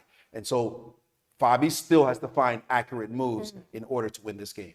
You know, Danny had to say that when you're playing one of these top grandmasters, you've got to beat them twice. Once in the opening, once in the middle game, once in the end game. When you're playing Magnus, you have to beat him on every single move, because he gets one opportunity. He's going to be all over you. The advantage just slips away. He's got this incredible ability to not only flawlessly convert better position, but survive the ones that look really bad. And that's what wins your championships. So Fabi's done everything right so far, but he can't just let it go easy right now. You know, you can't just sit on this like Maurice just said. He still has to convert this advantage, and the hardest player to do that against is sitting opposite him. Yeah, I totally agree. Maurice set the table and you delivered. I agree. We're all sitting here like, all right, as much as we like white, Magnus finding one great move reminds you that he's Magnus. As we said, the queen guards the pawn, slows down white's potential threats over here, and also just getting out of the way. You mentioned knight g7, Tanya, as a defensive resource in case you need to defend the pawn. But knight g7 is a plan anyway, yes, right? To bring the knight there, maybe come into the f5 square. Again, because the queen is no longer being blocked on h8, the queen on f6 not only does the job, as you said, but immediately prepares a plan of knight g7, knight f5. And with Fabi playing rook c1, maybe Magnus goes for knight g7 now, Maurice? Big moment, by the way. One thing you don't like in chess sometimes is choice. Like most of the time, it's like, no, I'd like to have this move or that move or that move. Levon Aronian once told me, and it blew my mind when he said it. He says, we strong players, we don't like to have 6 different moves. There's too many moves to be thinking about. Like, just give me a position where there's one good move. And if it's, I don't care how hard it is, if it's only the one good move, we're going to find it. But when you start having options, I could do this, I could do that, I could do that. Which one's better than what? Then you start thinking about which one's the best, and it's our burning clock time. Here, white had those 2 options. I believe you mentioned, Tanya, taking on b6, maybe playing rook c1. Which one is better? You just want to have flow. You don't want to parse the differences between this grammatical term and that one. No, I just want to make a simple move. And Fabi spent some time finally said, what am I doing? I'm just going to play the move rook c1. That's what I wanted to do. And by the way, let's pay attention to the clock. You guys mentioned you have to beat him 3 times or beat strong players 3 times. So there's the moves, the opening. You said this, Tanya, opening, middle game, and end game. You have to beat them also on the clock as well. You want to keep that edge because you may have a much better position, but if you only got 2 minutes left, good luck converting your advantage. But Fabi's keeping an edge on the clock too. So he's got it all lined up for the comeback. Will he pull it off? Okay, only time will tell. I like his chances a lot. I know that we've reminded everybody, don't go anywhere, even if white's better. It's Magnus Carlsen sitting on the other side of the table. But I mean, white has the bishop pair here. The biggest weakness on the board is a pawn that's on a light square, which again is the one bishop that black lacks. The long-term features of this position, every single one of them favors white. And when you take back on c5, which I'm assuming he will take with the knight, although maybe you can take with the pawn and keep the knight a5 idea on the agenda. Perhaps that's why Fabi's thinking. But anything that happens on the queen side, once we have clarity, leaves white with these ideas you've already mentioned. And I just have a hard time believing that Fabiano Caruana makes a blunder, makes a slip. There's a reason he's the guy that took Magnus the distance, didn't lose to him in the 2018 World Championship. This is the kind of game that requires accuracy. You're a technician. You calculate well. There's maybe one guy in the world who's as good at doing those three things as Magnus Carlsen, and it's Fabiano. Yeah, and they played a match together. Magnus didn't win a single classical game in that one. That went to the wire as well, and this is freestyle, right? So all of that from move one. You know, a very interesting point you made. We're not even sure what to take with, and I would be so tempted to take it with the d4 pawn, but there is a problem in this position because, yes, you want your bishop on c3. I see everything that you want, but perhaps why Fabi doesn't go for that is because of knight to e5. Suddenly taking advantage of that pin, and you can see this position now is, you know, the problems are past you. Well, not even if you don't walk into that, you fall back with the queen, everything's good, you take that bishop on d3. And I think Fabi made the right decision. You want the c line open, you know, the bishop on d2 has got a nice square on a5, and look at that, Magnus immediately lashes out. You gotta love it. It's all about that break. You gotta love it. The reason for the queen move is now revealed. Magnus was even deeper than we recognized. Magnus realized that his queen on f6 was actually pinning the f-pawn to the queen on f4, and he saw the potential of exploiting this possibility with this move e5, breaking open the game. Just an absolute boss of a concept to put that queen on f6. That's, you know, you try to guess your opponent's moves, and when they're playing moves like this where you, what? I thought you were trying to defend, but you were actually trying to attack? That's just boss chess right there. Final boss, right? Final boss. I mean, this is what we were talking about. You got to beat him on every single move. Give him one chance and he's out of any troubles, and e5 is exactly that. Now the dynamics change. Even if it's advantage white, Fabi has to reset his mind because Magnus has made an incredibly active move. You take that pawn with the d pawn, the knight. Actually, the idea that we were discussing in the other line. Knight takes pawn comes on the board. And, you know, suddenly you've got this bishop that's playing as well. I think this looks... It still gives advantage to white. And I'm just wondering that if that's because you've got bishop c3, bishop b4 lined up, and things could look tricky here. And, you know, Danny, I just realized as I say that, I think the problem is not knight takes pawn, but the counterintuitive bishop takes pawn. Because let's not forget the b2 weakness. Suddenly the rook from d8 comes to b8, and you're looking at all kinds of ideas. Yeah, I think bishop takes pawn is critical. As much as knight takes is cute, and we love forking the queen and bishop, that's actually not a position you want as black, as we saw there. Okay, Fabi has taken the pawn, so we're going to quickly see what Magnus's idea was. I'm going to assume he's going to take with the bishop, but I do want to say, as much as e5 was great, and again, it's Magnus Carlsen doing final boss things, the position is still in white's control because I'm not just looking at the eval bar. I'm looking at the fact that when the smoke clears, right, we've got some tactics here. We're in the middle of the gunfight right now, but when the smoke clears, black has the biggest weakness on c6. He also has the weak pawn on a7. Fabiano Caruana is as good as it gets, along with Magnus, at converting on these advantages. So I think Fabi just doesn't want this to get out of control, and then get the rooks doubled on the c-file, find a way to keep the pressure. Note that black still hasn't fully coordinated, and that's a tempo. It's only one tempo, but it's a move you need at some point to get coordinated. So I'm still in camp Armageddon here. My engine is saying only move e5. Only move. Like, you had to play that move. And what does it do? It changes the character of the position. A second ago, the guy had a foot on your face. You're not going anywhere. Don't try to get up.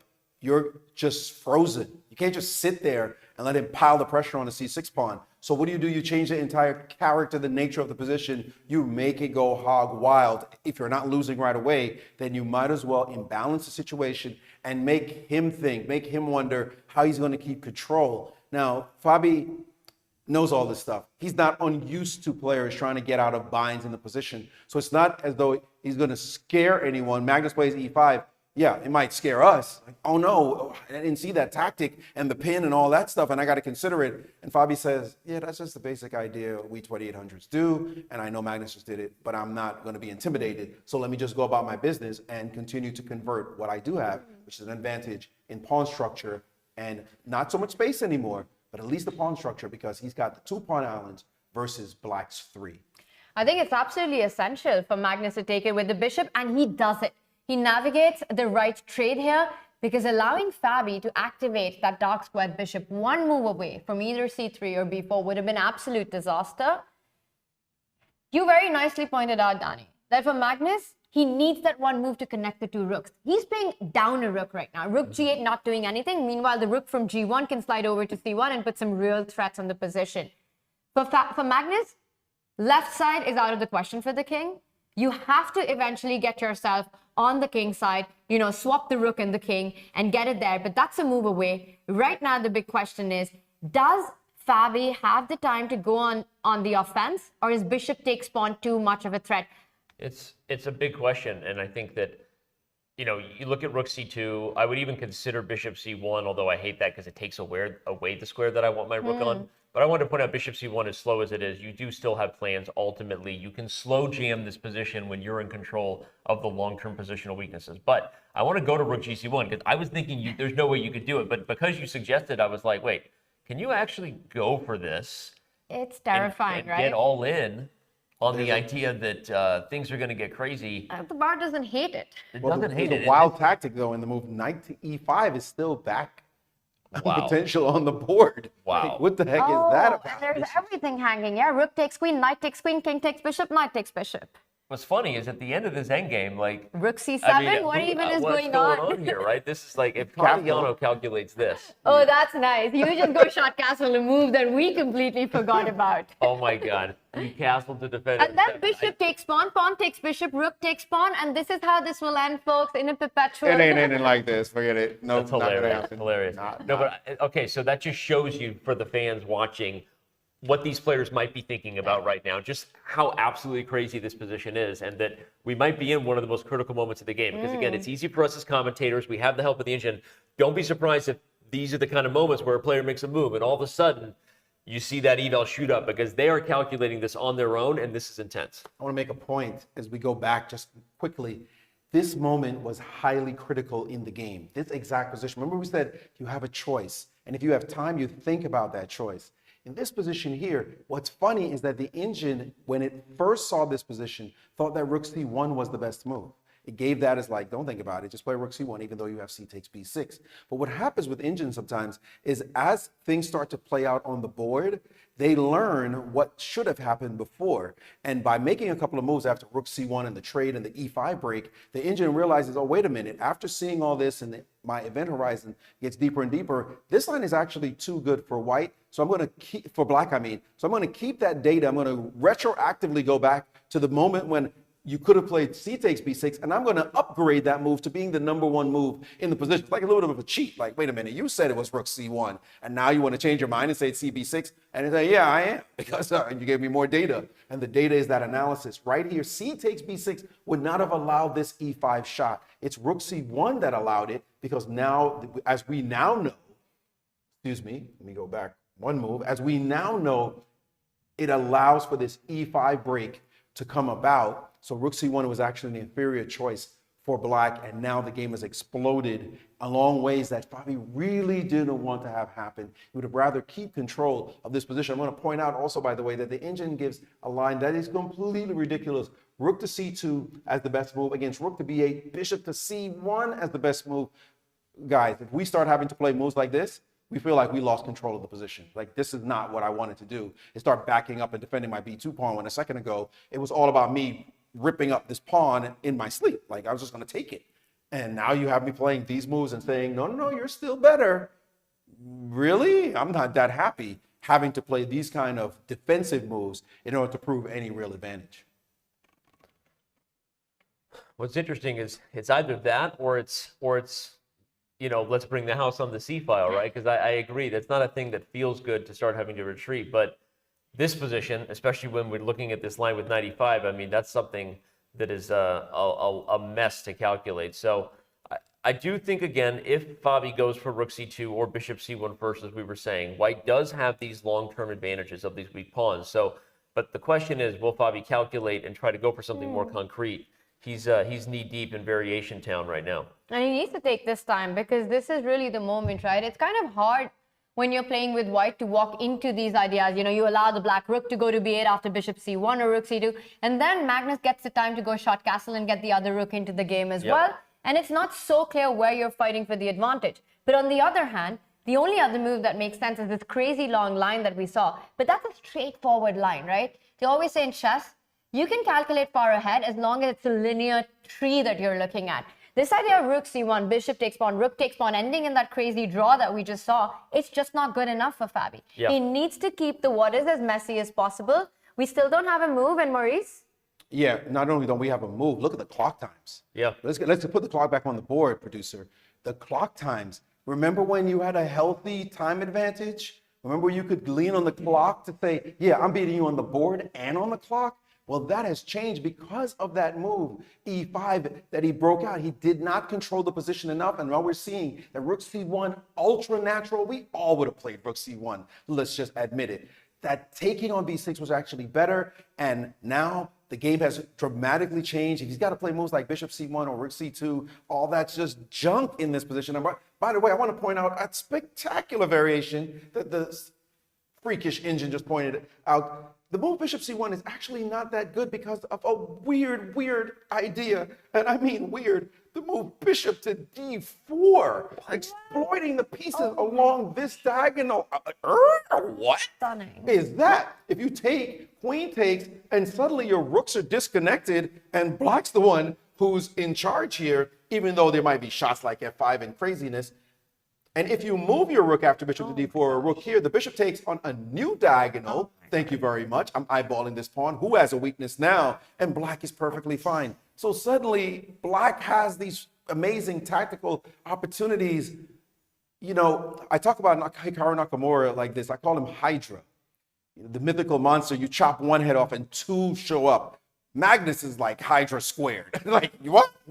There's so many, like, how are you going to kill this guy? I got to kill him, and he's just bringing all this at you. And I'm sure Fabi, when he went into this position thinking that I got this under control, he's now sitting there going, what the heck? How did this happen? My advantage has slipped away in a way that just was going to be on easy street. Now it's anything but.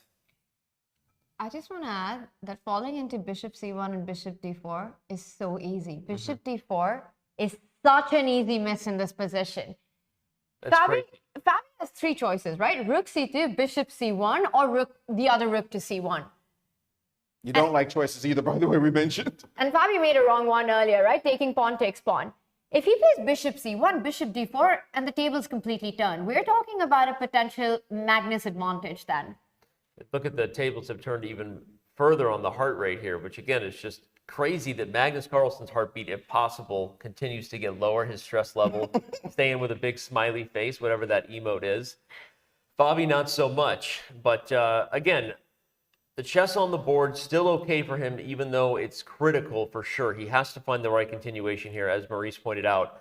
No longer up on the clock, which doesn't feel good psychologically. And we see their Fabi down 3 minutes on the clock. If bishop c1, bishop d4 isn't great for white, that leaves us with rook c2 and rook to c1. What are our predictions? What is Fabi going for right now? What do you think he's going to play?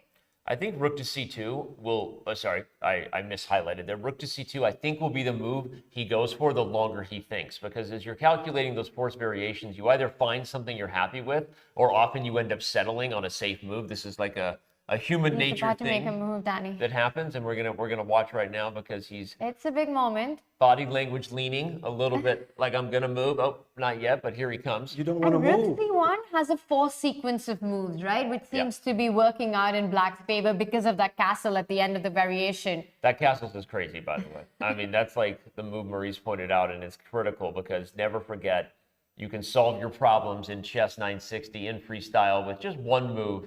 And everything is back to normal. Easiest to forget in that line, Maurice. Yes, that is a part of a chess puzzle, actually, in chess. He goes for it, by the way, we might be seeing it. You play rook c1, yeah, no, you don't. You didn't want to play any of the other moves. I was going to say, you had all these choices, you did not want to play any of the other moves. Bishop to c1 or rook c2, say, I was in control, large in charge, but you got me backing up. I don't want to back up. I'm supposed to keep the energy alive, the initiative alive, and it is possible. Fabi and I played a little bit of a mini match against my co-host Tanya here and Magnus Carlsen. And in our game, he actually forgot that black could not castle kingside. And he made a move that I was like, what you do that for? He said, oh, expletive. He can't castle kingside anymore. Well, guess what? He might have forgotten that black can castle kingside here, because that line with castles comes at the very end of this forcing variation and gives black the game, or gives black at least a fine position where we might only see a repetition. I'm going to point out, though, I think the question mark move is a little overly critical by our lovely analysis. Sometimes when the heat is turned up, that algorithm, I'll just speak to a little bit because people often wonder, you would never give a question mark to a move that's like 0.2 to players lower than 1800. But at a high level, we tweak the algorithm to get a little bit less forgiving, because obviously mistakes at this level aren't as big of blunders. But I still feel like that's a little bit too harsh. I think that white is going to maintain an edge here with rook to c1. The question is whether we're going to get that long forcing line, where, as Maurice said, we might see that Fabi forgot castles. Go ahead. No, I'm really glad that you said that, because it's so easy to get critical of that cross that we see come on. But rook c1, not only a human approach, it still keeps the edge, but there is this forced sequence of moves, right? Otherwise, rook takes pawn is a massive threat. White has got ideas now of the other rook stepping up to c2, so just keeping everything defended, and a beautiful rook planted on c5. Magnus is calculating, and I think we should deep dive into that line. Let's look at that line, because I think that we saw the brilliant idea that castle solves all the problems. And I don't think Fabi missed 95, because this has been in the air for the last couple of moves, you know, this pattern with the pin. I agree. I think there's a decent chance, and Fabi is so good at these types of positions.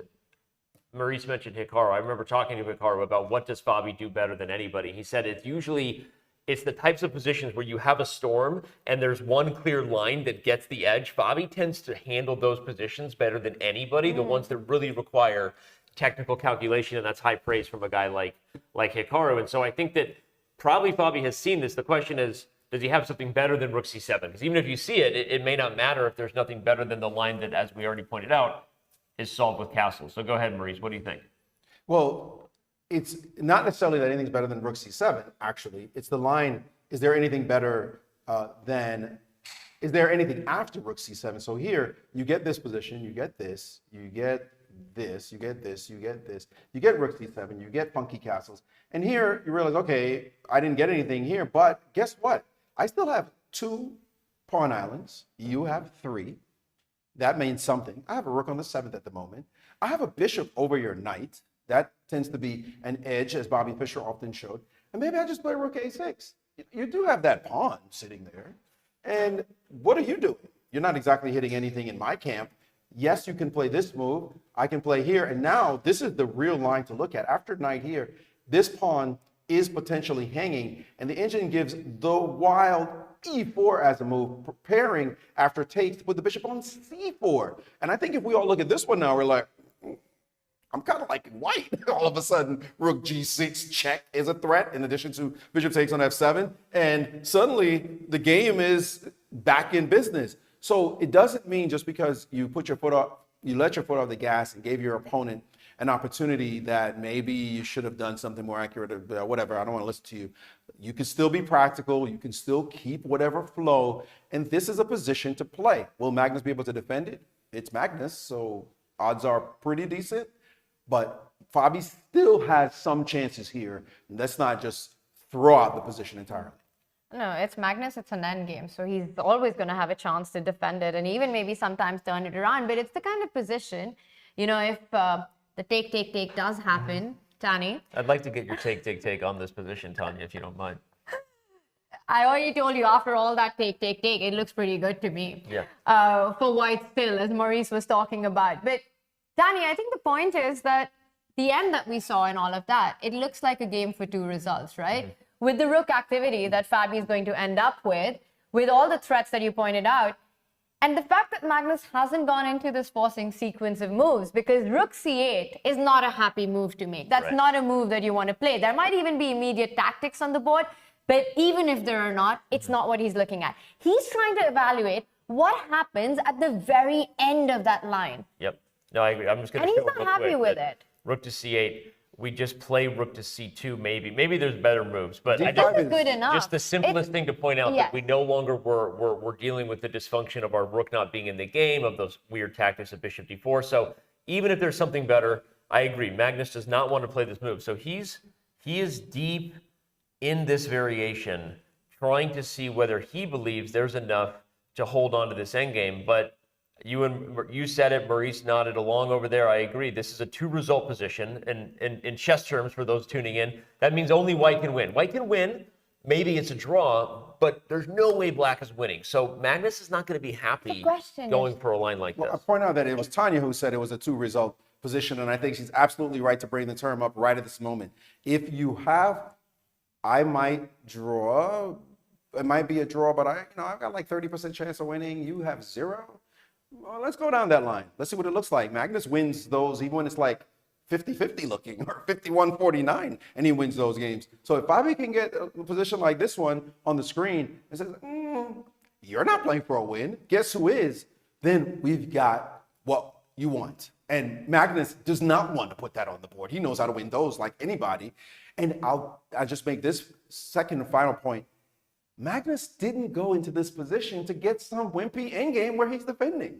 He got hog wild. Bring your rook back. Give me that bishop d4 tactic. If you play bishop c1, I get a rook b8 against your king. And then Fabi goes, not so fast. Let's go into something quiet where you have no counterplay. I'm the one who's playing for something. This is a world-class practical move, even if the other line with rook c2 was technically better, but you're playing human against human, and practicality increases in that setting. What's going to bother your opponent the most? And I guarantee you that endgame we just put on the board with the rook to a6 bothers Magnus much more than if you had played wild and kept more pieces on the board. And perhaps that's the reason, right, why Magnus is taking this long think and he's not going into this, because it's the kind of position where you're just suffering. Suffering without really any hope for yourself to convert it. He's desperately trying that even if it means objectively it's worse than the endgame he has to face, but at least to have pieces on the board, to not liquidate into this, miserable position. Let's just be honest. If Magnus was white and this endgame was to happen, most of us would be like, okay, he's taking this home. It's over. This is over. And look at Magnus getting a little nervous there. He shifted his eyes over to the clock. I just want to point out again that Fabiano's time advantage was at one point almost 10 minutes. He was then down a few minutes. He's now back by more than 5 minutes up on the clock. And it is indicative, right? Obviously, we know the players are great, so sometimes our job as commentators is to point out any little edge that is shifting, and Fabiano's advantage may not just be on the board, but off the board. And if Magnus gets in time pressure, it's just going to make it even harder to hold. But okay, real quick, let's hold the phone. Magnus is obviously calculating to see how he feels about this position. But remember, he only needs a draw to win the match. He won yesterday on the yacht. Shout out to the boat that we left behind, right? We're on stable ground now. But I think he's also just evaluating, okay, that may be bad, it may be miserable, but I've played and defended worse positions before. How bad do I feel? Maybe he goes for it under the thought that he can try to get a rook ending or something. So I think he's calculating not just whether he wants to stay in the position now, but as you said, Tanya, he's visualizing that position 10 moves down the road to be like, is there any chance for me to hold that? Because all I need is the half point. It's not just that, though. It's what are my options? Is there another move? What do I do? The guy's threatening rook takes c6. Do I stop and play the really anemic looking rook c8, which just doesn't even work here? Do I play something like rook to b8, which the engine is pointing out, b3, and that's gone. No more bishop takes b2. And we're only looking at your c6 weakness all of a sudden. Does he have a choice? And he's got to be looking at that choice, potential choices that, can I get anything? Are there any kind of trickery here that I can play for? Is there just anything but my pawn is hanging and I don't get to do anything? So he might be actually forced into this line after looking at everything else. And that's, I think, what he's spending his time on, because you don't want to play some garbage line that gives white exactly what he wanted. You know, the worst thing you could do in chess is your opponent, you think you make an attacking move, like you're about to take on b2, and your opponent goes, you can do that if you want to. Like, you're supposed to defend the pawn. You say, no, you could take it. Go ahead. I got something for you. Go ahead. I dare you. That's what Fabi has done. He's played very practically, saying that final position I feel good about. Magnus actually feels good about it for white as well. And he knows better than any of us that that's a position he'll be defending. And does he really want to He will only accept it if there's nothing else he finds to do. He's desperately trying to find something else. And you know, when it rains, it pours, and it's pouring problems for him. Because after this line that Maurice pointed out with rook b8, b3, you can't even defend that c6 pawn laterally with rook to b6, because the bishop from d2 then slides over to a5, and then you've got no squares to really hide. Yeah, and I don't really... Time is telling ticking here. Time is telling, right? He's thinking. When because... we were playing against Maurice and Fabi, and their time was ticking, Magnus said it, tick-tock. It's tick-tock on him right now. By the way, that trash talk that was happening by Magnus in the middle of the game, we haven't unpacked that yet. That was really Maurice and I have a deal going on. We can't break it. I don't think Fabi's going to say tick-tock to Magnus. I got no problems with it. I told you, I'm actually very happy for you that you won, Tanya, because I know if you had lost, but seriously, you never would have survived. I'm just happy, Maurice, that we made it look so smooth. I don't think Fabi's going to say TikTok here. We will get. I'll get my revenge at another time. But let me tell you, at this moment, Magnus is feeling anything but like this is a smooth position, because he is seeing this and saying, "Yo, I'm a little bit of trouble here. I'm a little bit of trouble." Well, all right, you guys couldn't let it go. You keep talking about this might be our last night or our last opportunity tonight to just give people a highlight in case they miss it. So we're going to steal 90 seconds and actually just give you a recap of what happened that night and all this trash talk that is still going down here between Tanya and Maurice. Oh, wait.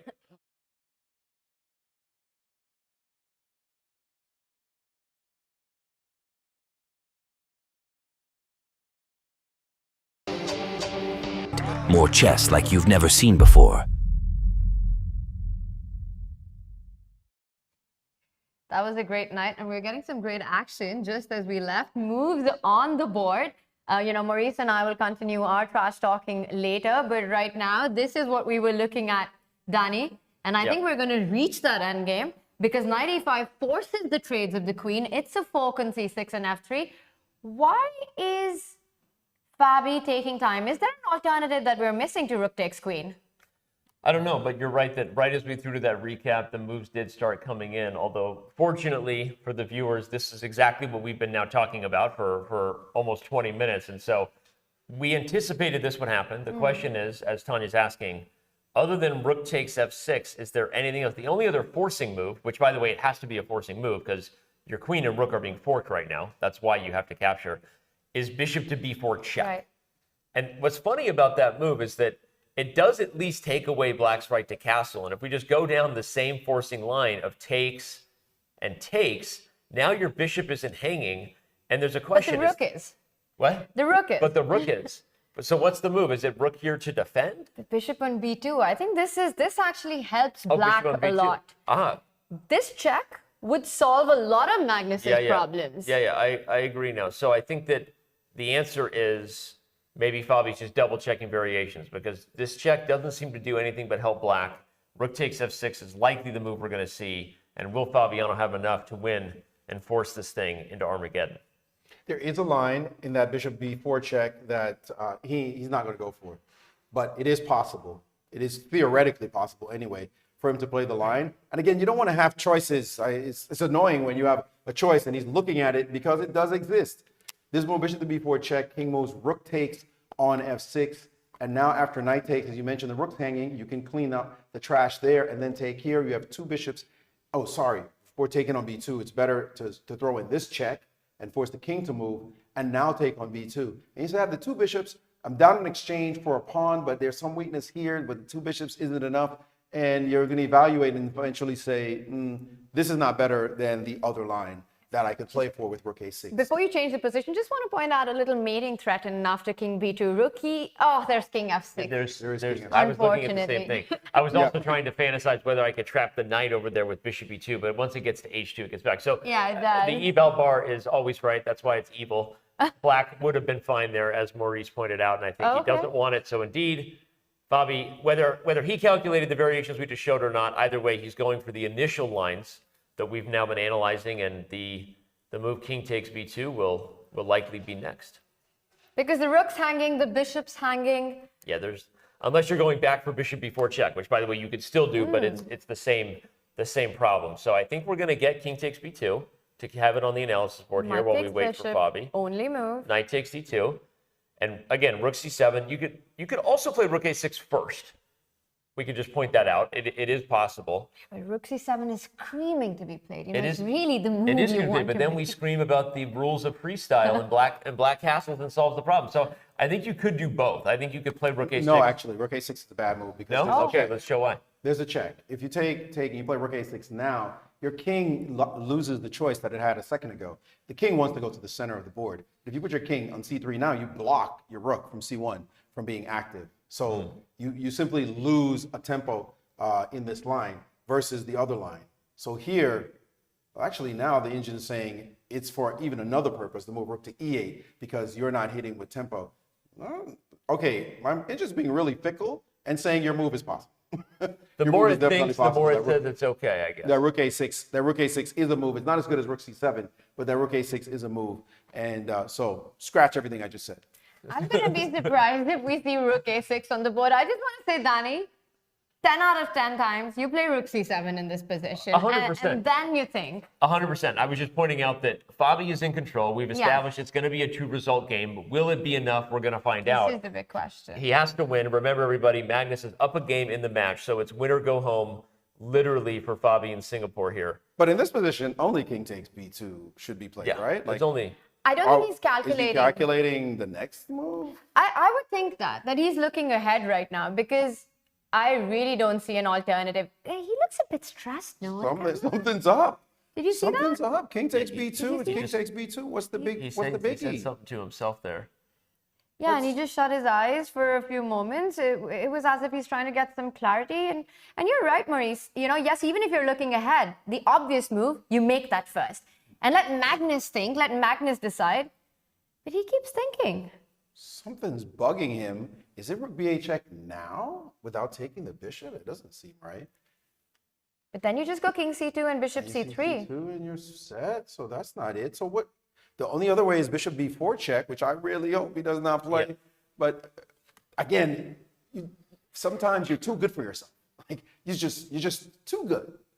We simple folks, we just take on b2, we play rook c7, and we keep it moving. Fabi's trying to parse the possibilities here, and some kind of ghost has gotten in his brain, and it's trickled all the way down to his heart, because we got a heart rate that's pumping right now in this position. He was at 130, then it went back to 90 once the pieces got traded, and now again it's going up. By the way, stress level at medium, and I was told that's determined by the time between the beats and the variation of that. So there's clearly more of that happening inside Fabi right now. Magnus is consistent, regardless of what's going on. Stress level low, heart rate at 70, and Fabi still hasn't made his decision. This is surprising.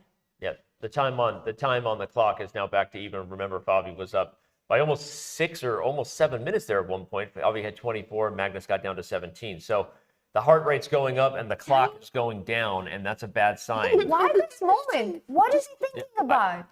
What are the alternatives? It has to be between king takes bishop and bishop b4 check. There is no third move right now.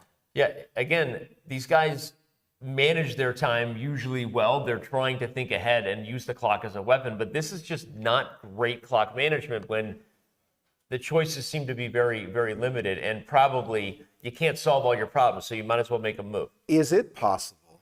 What happened? I'm just gonna put it out there, and I refuse to believe that it's true.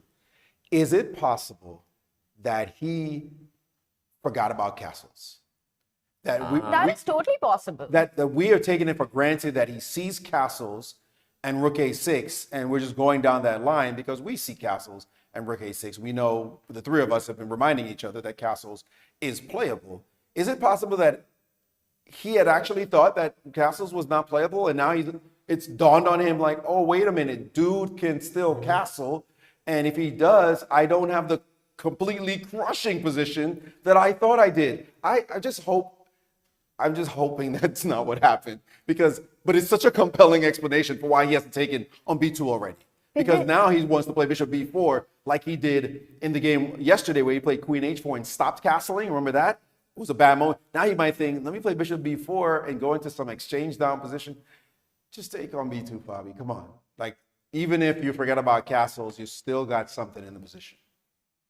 I think that's exactly what's happened, but this is what we spoke about earlier, right? That down the line, it's so easy for that to skip your mind. To just remember that this is freestyle chess, and in this position, black can castle by just swapping the king and the rook next to each other.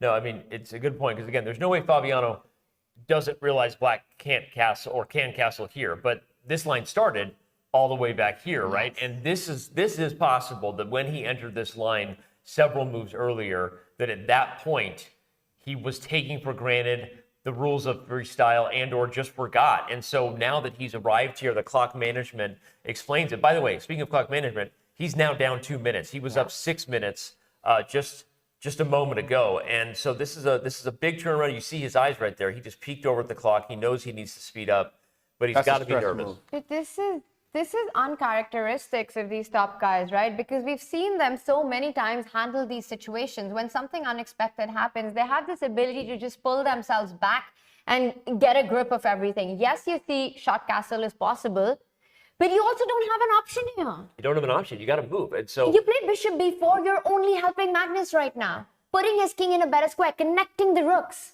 Listen, that's one thing, but when you are shocked to your foundation, and it looks like he has finally captured and played rook c7, which we would have expected. But reversals, he's only human. He may be the third highest rated player in the history of chess, but he is only human as well. And when a reversal like this happens, you still have to collect your bearings. And he did do so, and he did find the move rook c7.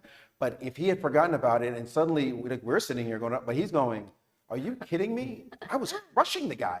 Do you know if you can't castle in this position, it's +2. The game is over. It's done. You're sitting there thinking, I got you, baby. It's over. And then you go, what? I forgot.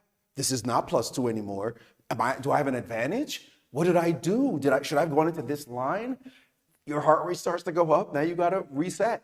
Well, look at that. He's done his job to reset, and now he's actually gotten from the board. He played F5 afterwards. Pretty quickly, by the way, hastily so. But I think he must have been calculating it, right? He was managing his time, or, obviously we were critical, and I think rightfully so, because, he went from 6 minutes up to 2 minutes down. But at least now he's making up for it and showing that he was calculating something. Even if he missed castles, that just means he knows he has to mix it up. So F5 is a move that is like, my moment may be small, but it's still here, and I'm going to play a move to try to confuse Magnus while I still have a chance. He's up to 140 on his heart rate. That's the highest that's gone for Fabi. But apparently his stress level's higher or better. I don't know. He's now got a big smiley face. He's smiling, but F5, really interesting that the blue arrow marks that this is the only move that Magnus has to keep the balance. Yeah. He needs to bring the knight to the center of the board, and he needs to calculate that because there are pawns hanging all across, and perhaps, Maurice, you'll show us the path.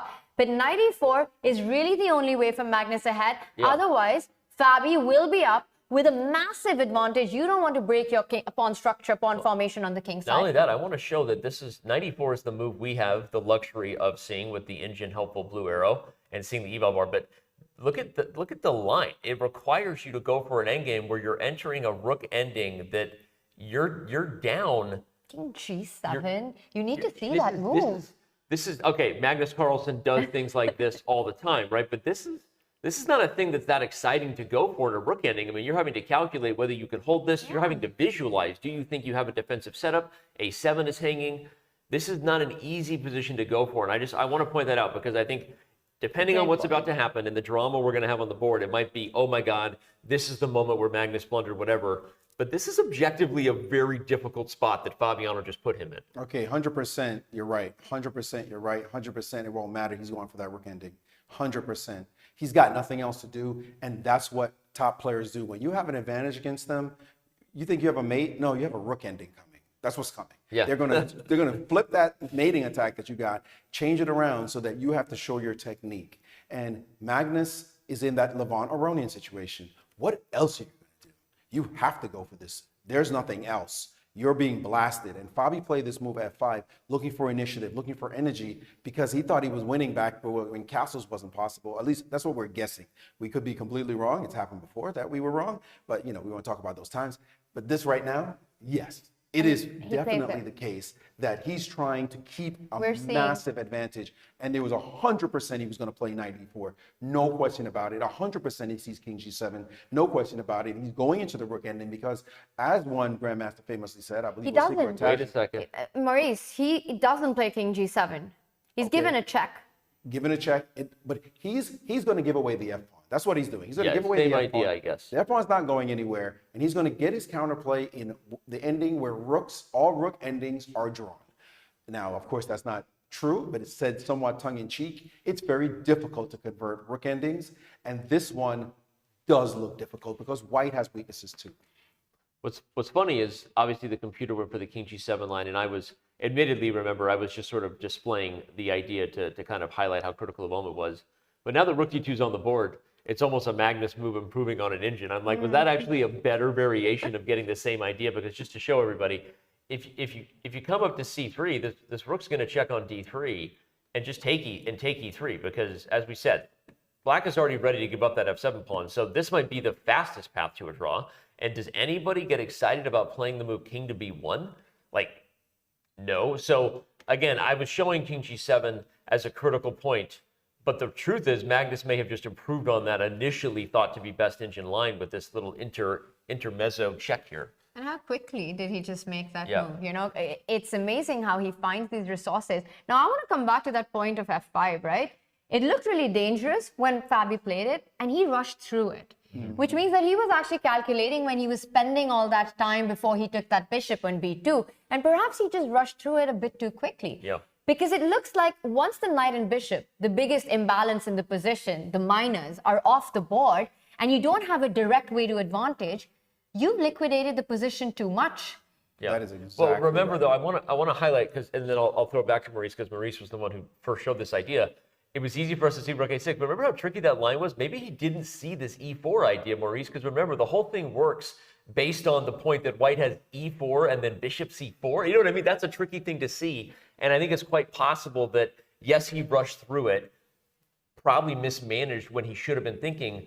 But if this was the way to an edge, I think there's a good chance we interview Fabi afterwards and say, hey, what did you see on rook a6? And maybe he just didn't see that line. I mean, that's a tricky idea. It's a tough one to spot. Yeah. You know, at the end, the move bishop to c4, and you need to look at it from way before. It's not that you get there and you find it, because you're losing the e3 pawn. Yeah. So you have to be really careful about that. And rook t2 on the board. Fabi now taking a think, but it might be too late, Maurice. It is too late. It is too late already. The position has died down. This is what you dream about when you're defending positions, that you get a rook ending that's manageable. And the best player in the world is nothing if not a master, a maestro, grand maestro. I keep elevating, and I still won't. Super grand maestro. I mean, it won't be hyperbole. Whatever I say, whatever word I use at handling endgames, particularly rook endings. This is where you go when you're in trouble, is into a rook ending. You liquidate and you say, prove this position, because they're so linear. They're just so linear. There's no funky knight jumps. There's no imbalances. It's just math. This way, this way, this way, draw. Or this way, this way, this way, win. And if we don't see the win, it's a draw. Rook endings are just the death knell of advantages that should have been what could have happened. And that's what's going on right now. And this position, you are absolutely right. If he missed, Danny, you made this point. If he missed e4, if he did miss it, then that's why he's not playing it. That's why he didn't play this line, because he needs e4 to be the move. I would argue that Fabi, though, sees moves like e4. And even if he didn't, right back here at this moment, as you mentioned, Tanya, he rushed at 5. He just rushed it. Like, you get to the, remember he was thinking all those other moments? We were like, why are you thinking now? I mean, moves look pretty obvious. But in this moment, he did not pause for a second, giving himself the chance to find that e4 idea. He just thought, I got to keep going. I got to keep the energy going. And maybe if he had stopped here, he would have said, wait a second, knight e4 is the move. And that seems to shut things down and create this rook ending I don't want to see. This is the regretful moment for him in this match where he gave away his chances. He plays this move f5 and allows this rook ending. And this ain't any fun, folks. If it's not winning, it's a draw. It's just that kind of situation, because this pawn is going nowhere. You cannot remove the blockader sitting on f8, whether it's a rook or whether it's a king. If you trade rooks, you're not getting rid of that pawn. So your f-pawn is going nowhere. And meantime, he's got buttons. E3, G3. Hey, I'll pick up H4.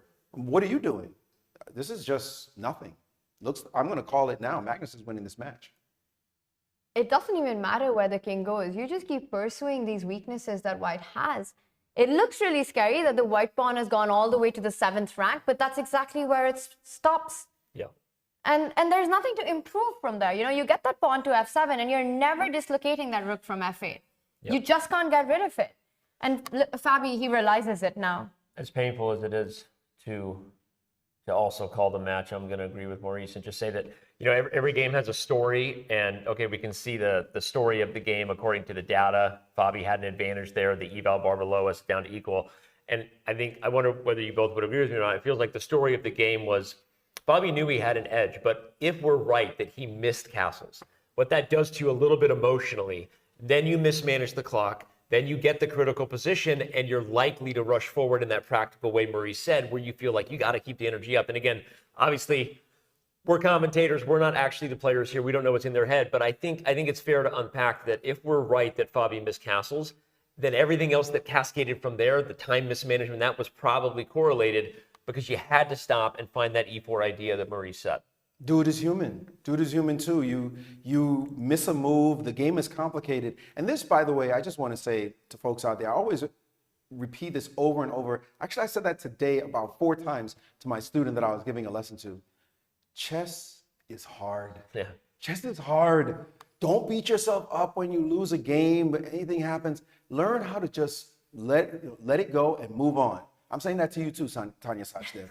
Let it go and move on. Chess is hard. That's when you lose. What about when you win? Then you don't want to let it go. No, you don't want to, but you got to still recognize this game will humble us.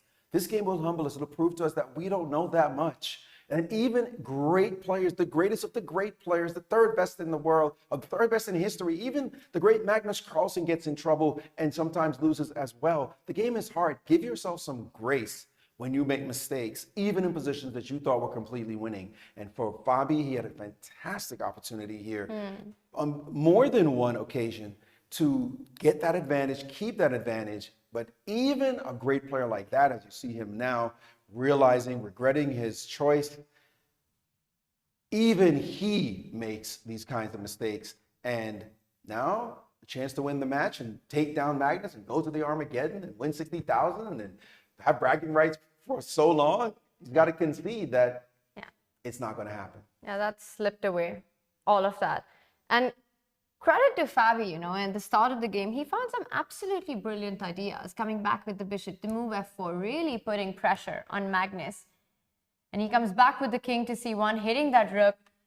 Choices for Magnus. He can go after the E3 pawn. He can go after the A2 pawn. I think either ways it seems to work out. And this is just Magnus's bread, butter, every single dish on the planet. He's not messing this one up. With liquidation, with that G pawn not moving anywhere forward, you take rook takes pawn takes pawn, king G7. Just hold the king side, start marching up the board with the A pawn, and offer a draw, handshakes. Yeah, there's just not enough here. As scary as this looks, I think, for a lot of viewers to go, wait a second, the pawn is 1 square away from queening and winning the game, but it's going nowhere. And as Maurice said, rook endings are linear. The dynamics of how the chess geometry works, they either challenge each other too directly or not enough, depending on how you want to look at it. And there's just nothing white can do here to really confuse it. The A pawn can get involved, as you already pointed out. Black can also continue to pawn hunt, and maybe that's the easiest thing to do, is just something like this. So again, I think for fans watching who are saying, no, I'm in corner Caruana here. Don't tell me it's over. That's the problem, is there's just not enough ways for the rooks, to trick each other. I combined rook and trick and said Rick roll. I don't know what was going on there, but I think it's going to become a word. Rick. I'm feeling it. You got to be a rickster or a trickster. But you know, the thing about linearity, you know, I've talked about chess geometry quite often. I even have a course called Secrets of Chess Geometry. And the thing about linearity, it doesn't only apply to the rooks. It applies to the bishops. It applies to even the queen as well. And I want you to imagine a position, if I may just indulge a little bit. Just imagine this position. Well, let's not use the king as an example. Just imagine there's a queen and a rook guarding a pass. Queen and a rook is guarding a pass on this file. If You put a rook here and a queen to curtail that pawn. Don't worry about the king. You literally, your two pieces are slaves to guarding your own pawn. You'd love to push the pawn, but there's a rook and there's a queen, and it's just stopping the pawn from going anywhere. You can't get around this blockade. You need something else to happen somewhere else on the board in order to distract the defense, the queen and the rook, and then maybe you get back to your passed pawn. So even with that, I just put a pawn on the 7th, I just put a rook and queen behind it, and all we had to do was just put something in the way and then use the other piece to guard the pawn as well. And you can't do anything. You just like, how do I make progress? You're gonna have to create another threat somewhere else. Does white have another threat somewhere else? Take a look here. Where's white's other thing? Where is white creating another passed pawn? Well, it ain't over here. It's gonna have to be somewhere over here. Maybe this e pawn in some dreamland gets up the board. Meantime, black is gonna take some stuff. Black, by the way, if you leave this pawn alone, we're taking this one. Your king is not gonna defend, is not gonna be the one that takes on e4. If I could do this, okay, now I'm cooking with gas. But it's not gonna be the king. It's gonna have to be this rook. But if this rook leaves, that pawn's gonna drop, and then what do you have? You're back to nothing. So it means you have nothing. There are no diversionary possibilities anywhere on the board. It's just dead. The position is going downhill fast. It's equal. And odds of beating Magnus, you could play this game 100 times. I'm trying to think of the scenario where he loses one. And probably after drinking all night or something. And even then, I don't think he loses this position. Yeah, what are you talking about? Everyone knows the strongest player on the planet is Magnus, and the second strongest player on the planet is drunk Magnus. So that might not help either. You know, it's really fascinating how accurate a player needs to be on every single move to get this guy. Yeah, I mean, Fabi was doing it for a while, and he's someone who's done it as good as anybody has in their generation overall against Magnus. He's gone toe-to-toe with him many times, but I think we're probably right. We will likely have a chance to catch up with both players afterwards and just see what But Fabi... you know, This surprises me, by the way. The engine, though, after that last move, after all the virtues we've extolled, the engine that said that of all moves is suboptimal. It's still within drawing margins, but this may have given some chance. Are we seeing a potential turnaround? It's an odd choice from It Magnus, really too, to play rook d3 when rook takes a2. Cuts off the white king, picks up a pawn in one move, and you can keep pursuing the pawns on the next one. Yeah, I'm surprised with this one, Danny. Well, although, I think sometimes we have the eval bar bias-itis. It's an affliction. But rook takes pawn has got little to do with an eval bar. I agree, but what I'm saying is I don't think that it's changed that much. I think that, yes, it's not ideal, but just looking at what the top engine line was, it's still headed for what we had called, which is too many weaknesses, not enough time for white. Danny, you're killing our hopes. You're I'm sorry. I just think it was a little bit of a shift, but not as much as we would like to think. But you're absolutely right. Of course, you're absolutely right. It's just when we talked about no other option somewhere, nothing else. If white plays rook takes a7 and has the a pawn still, like, oh, wait a minute, maybe I got a little something. But so why not just kill the a pawn? And then white has nothing anywhere else.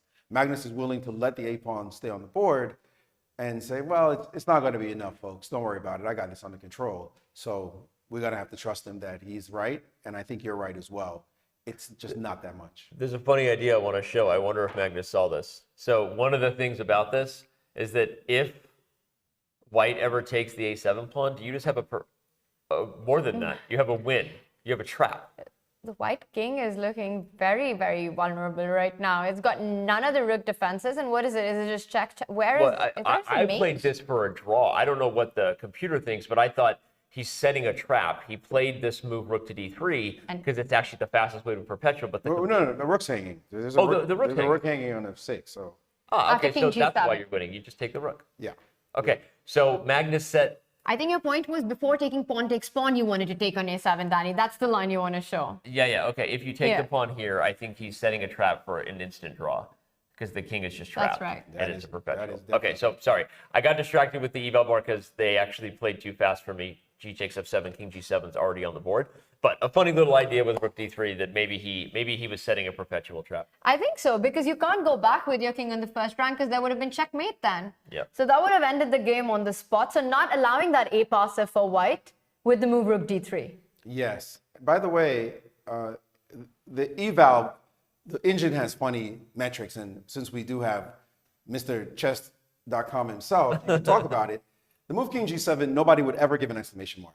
No human would say, oh, well, that's great. King g7, that's a kind of move. High five, our boy found it. Not so much. King g7, you run of the bill, nothing move. But we do have an exclamation mark. Danny, I'm going to throw that to you. Why is that exclamation mark on the board? What's funny is we use that move actually when it's the only move, which is it's a hard thing to dial in with the computer and the way that humans think about it. And again, I'm 100% agreeing with you, of course, but the use of it in terms of how we built the game review, which is these animations on the board to try to bring it to life, is usually designed to say not that it's an exclamation move, but that it was the only move to keep the eval where it is. It was the only balanced move. So I agree. That's why. I guess it's saying that these two moves are not good, which probably is true because, like you said, no human would ever play those. You just play king g7. But yeah, you know, we're working all the time. We're working on trying to improve. Logical John Nunn had that convention in his book, his endgame books, that the only move you play should be given an exclamation mark if it's a really, truly an only move. So you're in good company. But by the way, Fabi is trying to do a little something over here to keep things alive. This is not keeping hope alive here at all. This is just liquidating more stuff. And Magnus has various ways to get equality in this position. So it's exciting to see a move like g4 happen. Is that something going on? Not for Fabi fans. There's nothing. It's still slowly, and maybe even quickly, racing towards a completely dead drawn position. Magnus hasn't made a move, and that's really interesting because when I saw g4 on the board, my first thought is, you've got to take this pawn. You can't just allow white to take on h5, go h6, distract the king, and perhaps find a way to enter through the g line. Like, that just can't be it. And then, you know, that moment comes to my mind when Magnus did not rush with king g7. He finds rook d2, a move that's better than what our engines actually suggested earlier on. And once again, it's that feeling of just alpha Magnus in endgames. What else does he have in mind if not pawn takes pawn when the h5 pawn is clearly hanging? He has rook f3. He has rook f3 looking for more trades of the biggest pieces. Oh, wow, yeah. And if you can get rid of rooks, and then I can get rid of your f pawn, and we can just march nicely into a no-nothing rook and pawn ending, that's what you're going to do. So it's not that he's not going to play your move. Like, he may in the end go, yeah, actually forget about this, it's too complicated. I can just take on g4. But what do we say about him in endgames? I mean, the guy's just spectacular. So he's going to find intriguing, different kind of ideas that we might think of as combinations in other positions. Ooh, you sack a queen, right? You sack a rook, you check, and it's mate. Ooh, styling.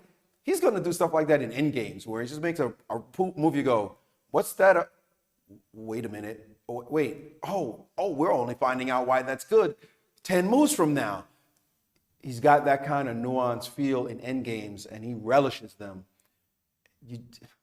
You said, Tanya, you got to beat him in the opening. You got to beat him in the middle game. You got to beat him in the end game where he's as good as anybody, if not better than anybody on the planet. Good luck with that. The definition of you see a good move, you look for a better one. That's what Magnus is doing right now. And I think Maurice is right. I didn't see rook f3, but the moment you said it, I'm like, yeah, actually, maybe that's exactly what he's thinking about. And sometimes that can get you in trouble. You can't always, look for a better move if you're under time pressure. It is a game. But I think Magnus defines that, as you said, Maurice, with his poise.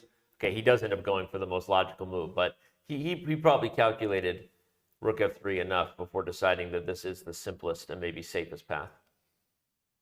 Yeah, pawn takes pawn, and I think he was thinking where he wants to move with the king, because you also want to make sure you really want to play king to f6 right now. And then you're calculating what actually happens if the h-pawn joins the party and starts pushing, marching up the board. And I think that's what Magnus was also trying to contemplate, because you really don't want to put your king on the h-line in this position. Yeah, feels wrong. Feels scary, actually, in terms of mating nets. whether they're real or not. The moment you put your king over here, you just start having nightmares about something bad happening. So if you can make king f6 work, laughing a little bit in the face of the h pawn, and maybe it's just straightforward. I mean, oh no, there you go. That's you are asking for trouble. Tricky then. So you can't play like this because rook g6 and then rook g8. So that's it. You have to be careful. That's it. So rook g6 and rook g8. Yeah, you have to watch yourself. But then after h5, can you just, you can't take because there's rook f4. Correct. There is still a tiny bit of spice. The best move here is actually king h8. It is the top move, is to back your king into the corner, which none of us would want to play. That is the opposite of what we were just talking about. What's funny is that with the king on h8, just point out none of these tricks work, because now when you take, you can stop the checkmate. Oh, sorry, the rook goes over. Rook h5. The mouse slip. But yeah, that's actually really counterintuitive, but really instructive, that by putting the king on the worst possible square, you open up a defensive resource. Okay, but that was okay. So I just showed how. I just hit my mic too. I just showed how you can lose this game potentially here. Mm-hmm. This is okay. This is really interesting because I just want to say king to h8, yes, once you play it out, it makes a lot of sense. But it's really the last move that you want to make in this position. Put your king on the last rank, get it into this kill zone where you can be getting checkmated from the back rank or from the h file. Magnus has slowed down. And we also saw that after king f6, h5, there's still a narrow path to equality. You probably have to be really precise. He's trying to work it out. I think he's the master of precision when it comes to endgame. You know, there's a debate whether he's the GOAT of chess, and we've got all our opinions on it. But when it comes to endgames, I think it is believed that he is the greatest player of all time because he just seems to find the best way possible. What are we guys expecting? King f6 and that narrow path to draw, or king h8 and Magnus Carlsen seen it all? Well, I think Magnus is definitely looking at both those options, and he's realizing that king f6 has given white that extra thing that he needed.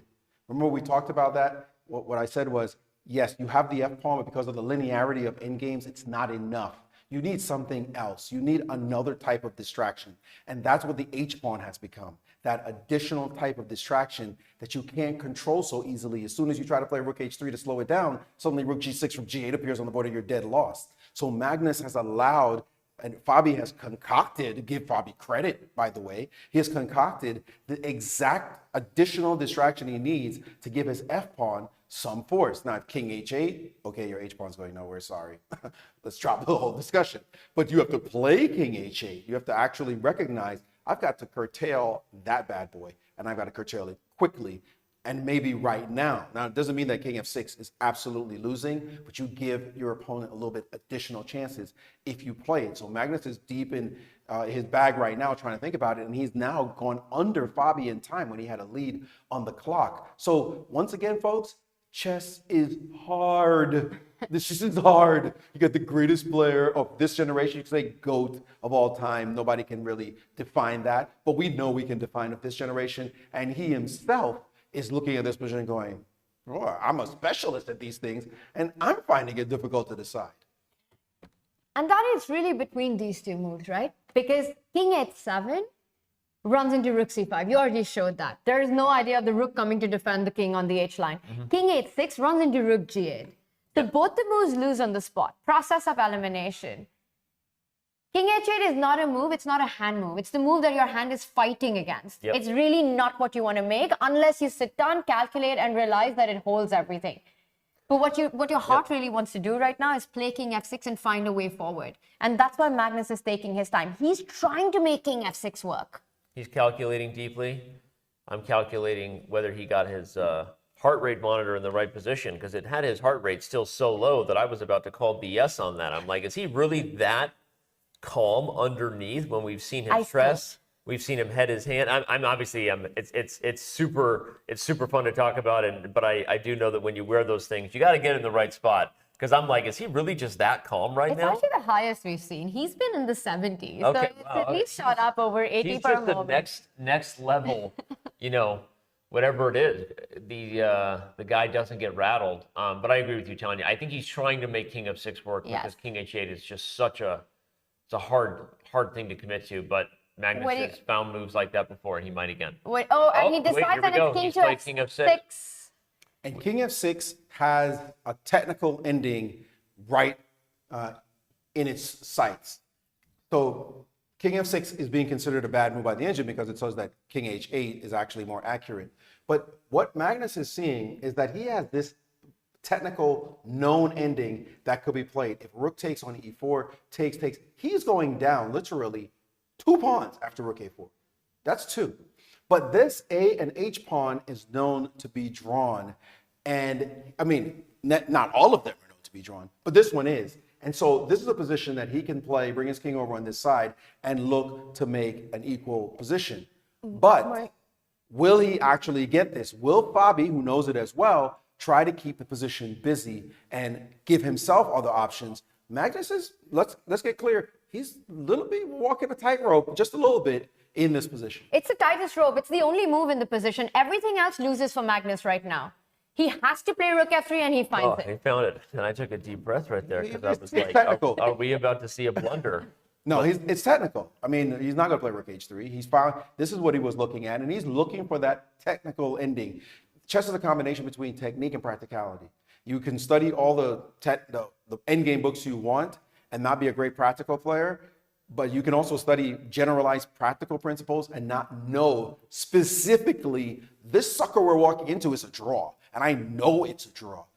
That's what Magnus is doing right now. He's confident. He knows that this is a draw. Even going down 2 pawns, he's going right for it and saying, beat me with these ridiculous A and H pawns. They're not good enough. They're the worst pawns you can have in these kind of endings. And he's confident he's going to pull it off. But is it that really, Maurice? Because, okay, rook f3 is forced, right? You've got to fight that rook g6, rook g8 idea. Also, giving a check on e1 only would have helped white before putting it on the f-file because the white king moves forward.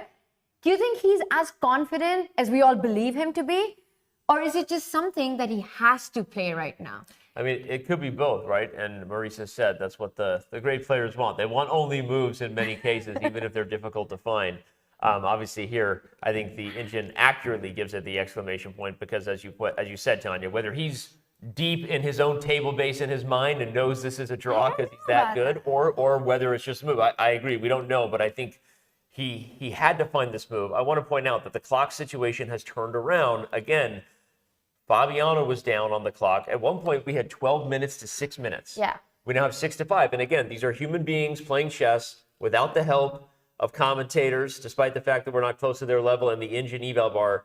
This is suddenly, we're a moment away here from something that could slip. So I think Magnus has found the only move, and I think it should still be a draw, but buckle up. But it's not over. I think this is far from over. He didn't find the only move alone. He found, system thinker, he found the idea in general. Like the move just fits the idea, what he was aiming for, which was this technical ending. So it just, once he knows what he's going for, the moves come easier for him, and he knows what to go for better than anybody else.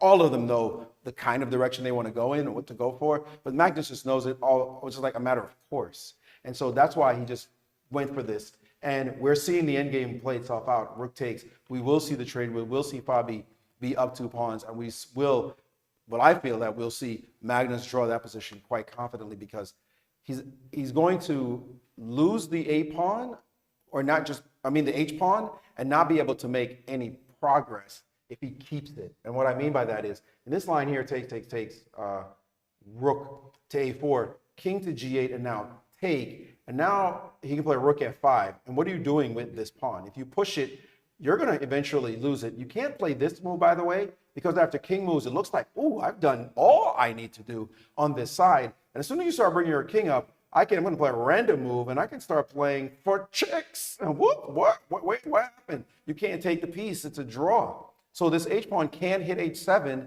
and allow the stalemating situation here. So what are you going to do? You put it on h6 and you defend that pawn. So what's the holding technique in that position? You don't push it all the way to h7. But the pawn is being attacked. It's going to get attacked by the rook until you push it. That's what he's trying to do. He's trying to force you to push it. Like what else are you going to do? You're losing it. Rook f5, and if you're losing it, you're in the technical position with the rook and the pawn ending again. And that one, unless this king is literally miles away. Okay, it's far, but it's not far enough because your king is not close enough. So you got to push this pawn has to be on a7 with a rook on a8 with your king miles away For me to then get something where I bring my rook in, or maybe I don't push it all the way to a7, for you to have any chance, it's so far what you need to win with the a-pawn that you have no chance of winning the position. You literally have zero. Yeah. He's going to take this guy, he's going to bring his king over, he's going to use his rook to harass you, and it's just a draw. Yeah. It's just, that's all it is. It's just this basic rook and pawn against rook and wrong pawn. I mean, rook and wrong pawns against rook. You got two of them. Oh, there's another point I wanted to make, but now I realize Magnus has a better way of doing it, is there was a way of doing it poorly, and that was to play this move. Yeah. Like, why would you do it this way and allow this possibility? And this one intrigued me. It's the first thing that flashed in my mind because rooks belong behind passed pawns. But it intrigued me because this rook is now forced to sort of like defend. Because if you start checking, how does the king do work, right? And maybe even this king will come up, so your king can't defend. So this is probably drawn too, but why go for it when you can actually laterally attack the pawn and force the action immediately? So rook h3 is just an inferior version of this rook f5 idea. And it's just a draw. This one is just not going to lead anywhere. Magnus, we could call it, will win this match. He's got 60 grand coming in his pocket if he just makes the next few moves and show it. And Fabi himself knows it at the moment. Yeah, and this is the moment, right? And he does, but he gives a check first. Interesting. He allows Fabi's king to step up, which can only be better for Fabi. He's funky fresh. He's freestyling right now, going into any position he wants. He has the same rook c5 idea, I guess, next. It doesn't inherently change Maurice's point that the lateral attack is probably the most accurate. It made me think, is there a reason stepping to the second rank runs into some sort of skewer? But I don't think so. I think that if the king moves up, you still don't want to go for this, I don't think. But maybe I'm wrong. I mean, maybe... King d2, you're on point. It's on the board.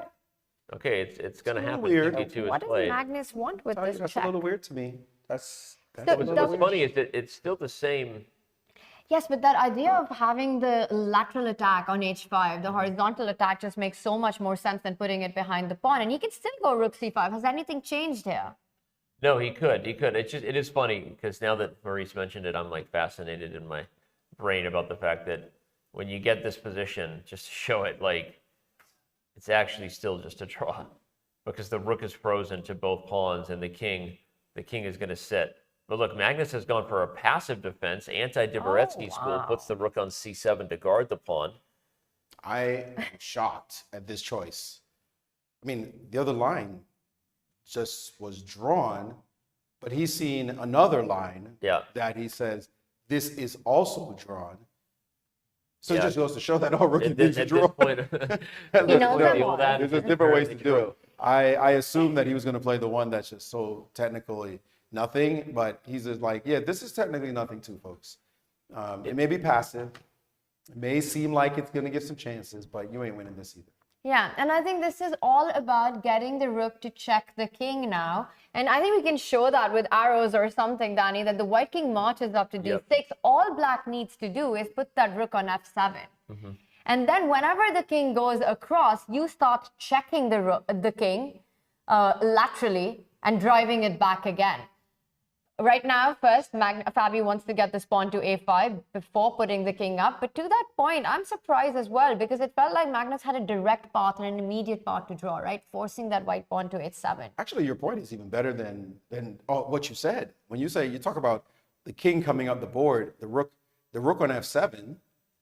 I mean, why doesn't even threaten anything? Why don't we play it on your board? If you don't mind. Just play it on. Let's get the position. No, why would put the king on e6 first? Yeah. No, but I think Maurice is making the point. Yeah, let's just make a few. Why isn't even threatening anything? Right. So, okay. Wait. That one turns out to fail probably because of a rook moving out of the way, and now the king is marching in with a6, etc. So it is possible to lose the position if you're not careful. Tricky. Still, but I think that. Well, rook c5, you're saying is the only move here? I think that you rook c5 is the move. It's always a move. It's never not a move. It's always a move. This is now going back to the position that we talked about. Like this is the way you defend. And this is the defense. Let's just show that why that holds, because I think this is super instructive, right? After this, king d4, you can start following the rook, but now you go rook f5. Every time the white king joins that a pawn, connects itself to it to defend it, you start checking it, driving it away, and then attack the a pawn again. That's right. That's right. And it's just that lateral stuff, and Magnus is aiming for it. He's put his rook on f7. And also in the line, as I'm just trying to making a good point, making it as frustrating as ever. We've all been there. You can't win the position. It's just that kind of rook ending. But the point that I was saying that you made, Tanya, is even if the king got to c6, it's the same. You can't do anything. I can give you progress with a king on c6. No, with the a pawn on the board and the rook on a7, a6. Let's have the live board. Let's get back to the live board so we can. This is what I was talking about. So let's just make. He's gone rook f7, by the way. Yep. This is the square, right? So now let's say you play. Let's play a5. Let's play king. Let's play rook g7. Let's play king d4. But that's the point. You can't allow the white rook to move away. Rook to move. And this is really... Oh, yeah. No, you have to go back to rook f5 again. You have to go rook f5. That's the only move, Danny. If you give white the opportunity to move the rook and push that a pawn, you're busted. Okay, so yes, we know that. So I don't want to say we're making the best moves. I just want to get to a position. So I'm just pushing this forward. Let's just play the move. We know it's losing, but rook g7, king up, rook back to f7, king d5, not e5, king d5, and play king king back, yeah. So this is what I'm talking about. This position here, king c6, that's the move, king c6. Right here, just forget how I got here. Here, how do you win? White can't move anything. Like, white just can't move anything. Even though white tried to make this progress, white can't move anything. So yes, the other positions were drawn. Yes, we shouldn't have gotten to this position, but I just wanted to make this point as well, how difficult it is to make progress. In the meantime, let's get back to the game. This is very clever because Fabi takes away rook to f5. If it's white to move right now, he wants to push a5, and there's no stopping the idea of moving the rook away and pushing the a pawn. Yeah, it's actually a very tricky move. And by the way, Magnus only has 3 minutes. Fabi has 6 minutes. So you move the rook, and now if you play a5... Then rook c5, but he needs to you still have the idea, but if you make one more rook on the 7th rank move, we've seen it now a few times, you lose the game. And so Fabi is very aware that black's drawing ideas to get the rook to the 5th rank at the right time. So king e4, trying to trick Magnus with his own tricks, right? But silly Fabi tricks are for Magnus. Aren't you a little shocked that we're here? Yeah. I mean, the other line was just known stuff. The rook f5 lets you have the pawns, the 2 pawns, and that's not a draw. Did he play it? No, he blundered. Did he actually play this move? And wait, what's the problem? Because he wants to go rook to g5 on a5. So why is this bad? No, but is rook? What's the problem? Wait, we have to work this out. I mean, Magnus sees it, right? He needs to put the rook on the 5th rank. But why is this the wrong square? Well, because if a5, you can't play rook g5 now? Let's look at it. If a5, rook g5, now when you take, the king is too far, I guess. You're winning because you waited too long. I can't believe this is happening. It's the same position. The rook could be on c5, and that's a draw, apparently. This position with the rook on c5 is a draw. So I'm trying to understand what's the difference here. He's put the rook on the wrong square for some reason. No, now, listen, the ending that's winning is the king sitting down on a7, b8, etc. Right? Like the white king getting there. You don't want the white king to do this at all. So that's the winning plan for white if he can get it. And the black king has to be close enough. Oh my goodness. Right? The black king and Fabi messed up and didn't play a5. Incredible. They're misplaying. Did we actually figure out why? A technical end. So let's go back here. A5 was kicker. If you play this move, you lose this pawn. If you play king h6, then now we can go for this particular endgame.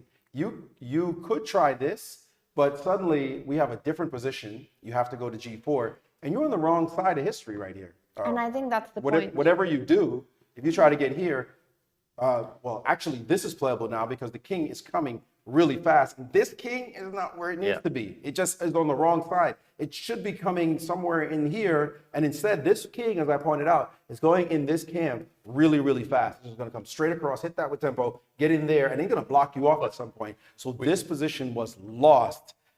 We just saw two of the best players on the planet misplay a technical ending. And actually, Magnus gave Fabi a chance, and Fabi missed it. But it's not over.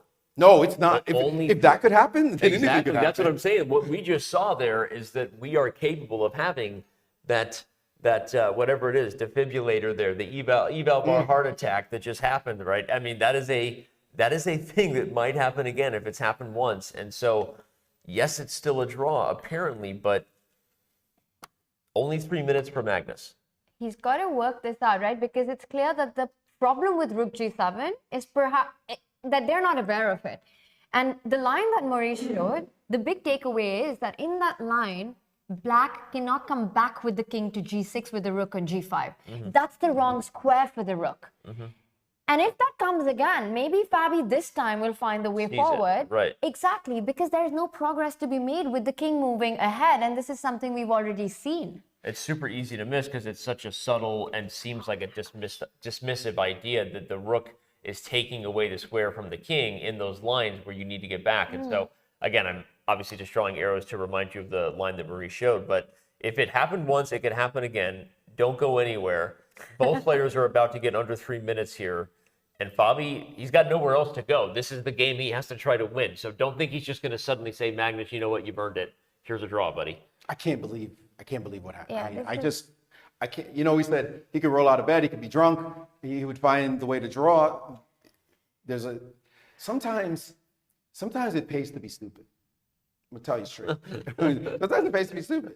Because, I don't know about work endings. I don't know half of what Magnus knows. I just don't, right? He knows all these incredible nuances. But sometimes if you just got, you got like a couple of tricks, a couple of things you do know, then you just go for that thing you do know. Like that endgame over there is a draw. I'm just going to go for it. All that other fancy stuff, I don't know about. You got to play accurately and know what to do on the fifth rank and on the rank and all that. That's too much work. We got to. But because Magnus maybe knows a little too much, he might go to something else that somehow the other idea slipped out of his memory banks.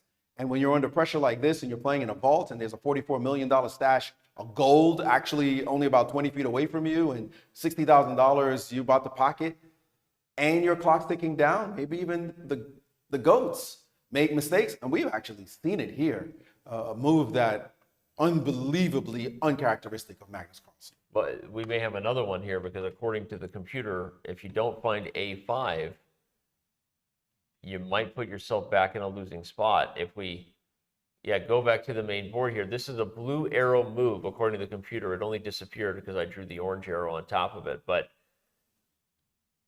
that's a hard move to play. It is.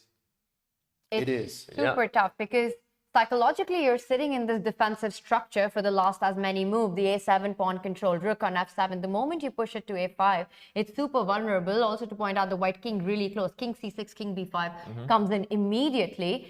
Fabi's idea is clear though, right? He wants that A pawn on A6. In these endgames, once you get A6, Black is almost always busted because there are ideas of the rook coming to B7 next. Yep. And by the way, Magnus under 2 minutes now. That's why that pawn should have been on, for white actually should have been on A5 a long time ago. Yep. Everything you just said is accurate, Tanya.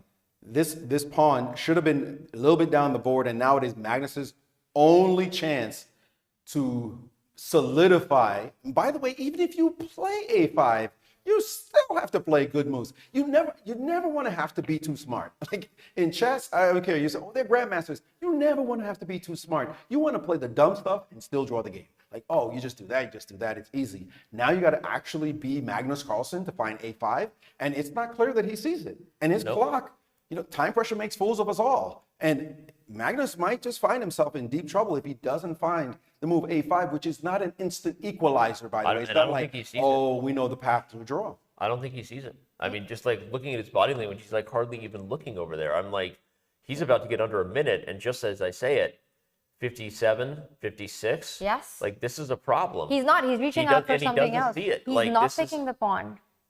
This heart rate of his has also gotten higher. And here comes rook f4, and white is winning for the second time in the game if Fabiano finds the right idea.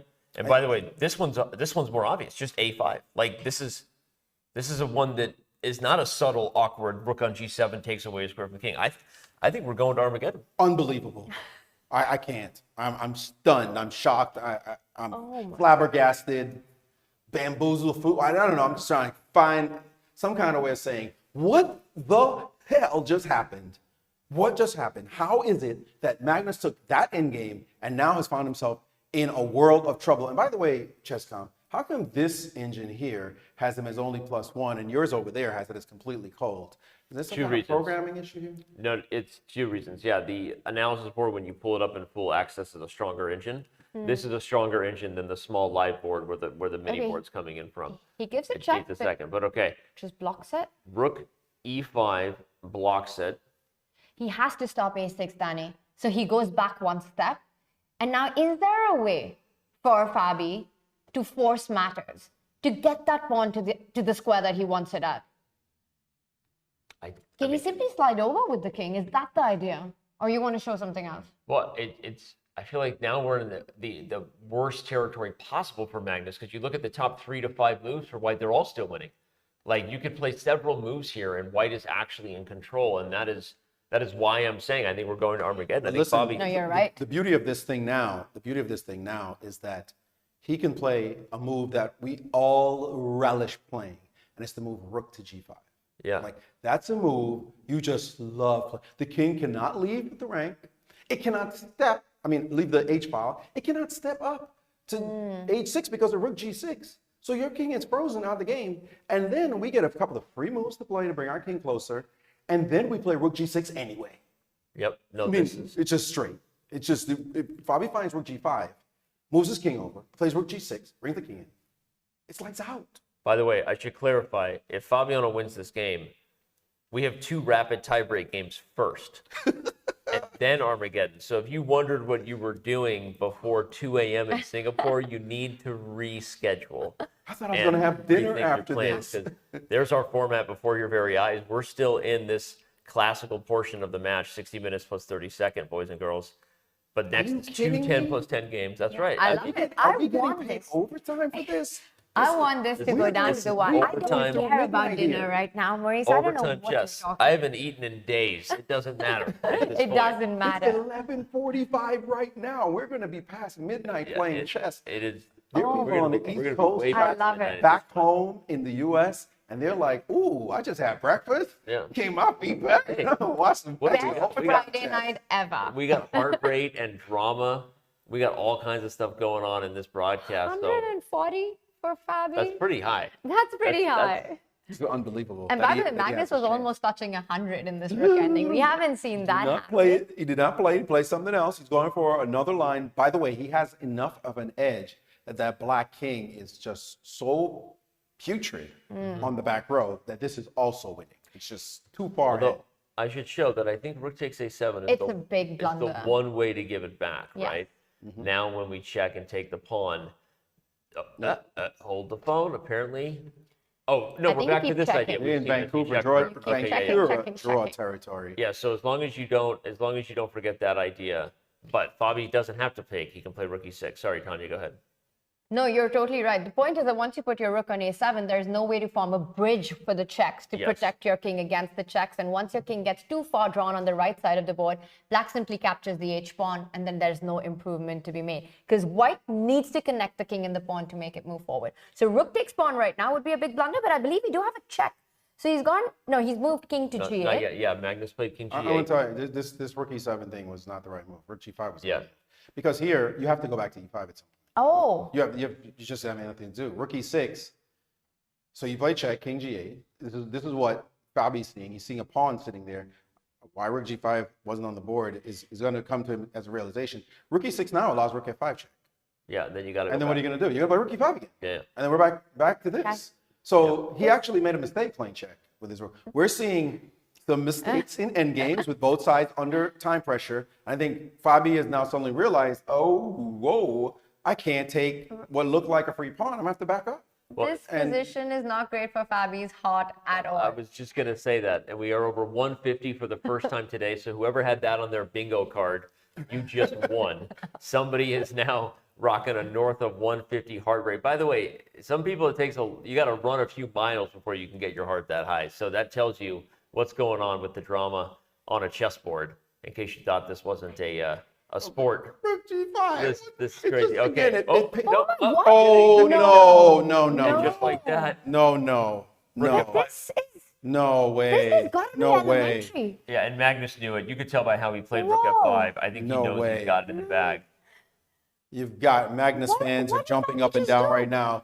That's unbelievable what just happened. I think he might be calculating a different approach, but just didn't remember or forgot that Magnus doesn't have to take the H-pawn. Danny, there isn't this. I mean, for their level, this is absolutely elementary. You don't have a place to hide with the king. And now you can just simply take the pawn. You can go Rook H5. You can, I don't know if you can give it. Actually, Rook H5 is possible here. Just make a move and see what happens. Oh my goodness. And the reason is? Because now you get the A6 King square G. that we talked about. No, we go King. Oh. I think you have the cave. The king. No, but Rook H6, how are you winning this? The king just comes up. King B5 check. Oh, you go to B7 and you hide. Yeah, you're hiding from the... He doesn't take it. Yeah, Magnus doesn't take H5. He plays King H8, reminding Fabi that king on the 4th rank is going nowhere.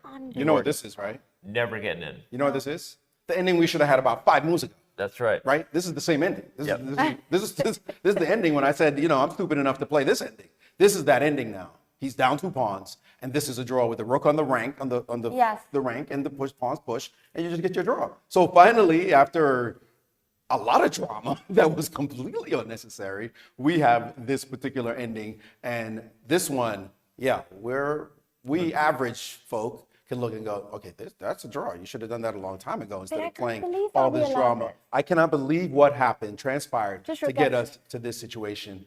But now, I'm not going to predict the draw, by the way. Yeah, I was going to say, don't say it anymore if you're rooting for Magnus. Or maybe I should, because it helps us to see some other stuff happen. I wanted those rapid games. I wanted that Armageddon. We were so close to that. I want the best chess always, and it was. I thought that we were getting Armageddon at that point, and I jinxed it the other way. But either way, it's your fault. That's what we're going to say. It's always my fault. That's okay. Yeah, and Fabi realizes it now. I don't know if you saw that reaction. Yeah, he does. He just banged King that D4. was a frustrated head nod, and by the way, he was down to 10 seconds. Oh my gosh! How could you not? This is an off-form Fabi, I'm gonna say, because what he did to not win this game, like, I can't. Yeah. I can't. I wonder what he was seeing ghosts of some kind in its heart. I feel like we knew the thread that led to some bad time management and the mistakes that happened earlier. If you're just tuning in, Fabi maybe had a chance to grind an edge until he kind of allowed a rook ending, but we won't go back in time right now. We knew the thread, though. We thought that Fabi maybe forgot about castles and freestyle.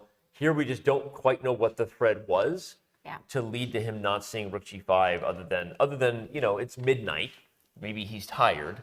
They did spend a lot of time on a yacht today, I can tell you that. Yeah, that must have been exhausting, Danny. By the way, it came down hard today. It was storming in Singapore. They were caught out on the water. Chilling on a boat, I can't imagine a more difficult day to spend. Yeah. So I don't know. I mean, this to me is absolutely shocking. Like I said, this is elementary stuff. You take that pawn on a7. For these guys, they know that this position's a draw simply because the white king can never get connected to that pawn. Yep. Magnus will shuffle around on the 6th rank, stay connected to that pawn on a6. The moment the white king moves forward, he'll start checking. And that's it. The most you can do is give a check on a8 and get that pawn to the 7th rank. And that's where it stops. Yep. There's no improvement to be made. Yep. And this is stuff that these guys know at the back of their hand. Even if you played rook e7 in that position, you don't take that a7 pawn. This is Vancouver, it's called. Vancouver draw territory. And it's just the same technique that's being displayed right now with the rook sitting on the lateral attack, not sitting behind the pawn, but sitting laterally. And he just has nothing to worry about. Just Your H pawn is just too dumb. We're talking stupidity right now. That H pawn is just pretty stupid. You got an F pawn. Oh, that's a different kind of pawn. But the H pawn, no, nobody's worried about that one. It can't do anything to affect proceedings, and it can only stalemate, and you got all these checks that are happening. And sorry, you ain't number one in this position. This is the one we should have seen maybe 30 minutes ago when we could have been all going out and having our dinners. But they gave all of us some heart palpitations. I'm sure you added the heart meter to us. No, I mean, by the way, that's the innovation production team. Let's get some heart rate monitors on Maurice over there and see what calories he burns in a commentary session. Maurice is standing the whole time, by the way, champion. No, but you're right. I mean, you see it, like everyone thinks I make up the drama. I literally have PTSD over here when the eval bar slides up. I'm like that was a moment we weren't expecting, because you just don't see it that often. You look at the story of the game down there, the game arc, and you can see that those types of swings are very rare amongst the world's elite. But it is one of the reasons we love freestyle, even though we can't really attribute the rook ending blunders here to freestyle. That's a rook and pawn. This was just a rook and pawn ending. I guess it was a rook and pawn ending roller coaster. Is that a word I can use? It really was. You can use that word. You can use that. But the ride's about to end now, right? Because Magnus has found the perfect defensive setup. Nothing to be done. Just maintain it on the 6th rank. You could go to c6, and then once the king comes closer, then you go to the right side of the board with the rook. Just shuffle around, and everything's done. Fabi had that moment, right? Which was just unbelievable that Magnus gave him that chance to start with.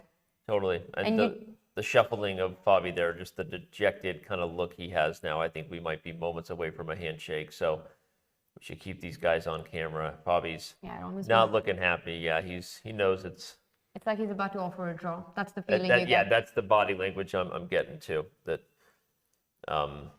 we're moments away. Fabi said, as you're seeing it now, Fabi said something very, very strange to me. I invited him to Jamaica to come inspire some kids from my home country.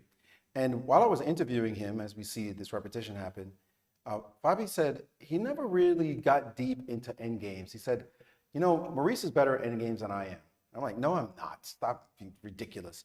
But it was kind of a weird admission that endgames were not his real forte. He doesn't have fun in them. He really has fun in exploring the openings and like sharp middle game ideas. Like endgames, the way Magnus is just an absolute maestro. And he should have said that. Magnus is much better at endgames than I am, because I'm certainly not.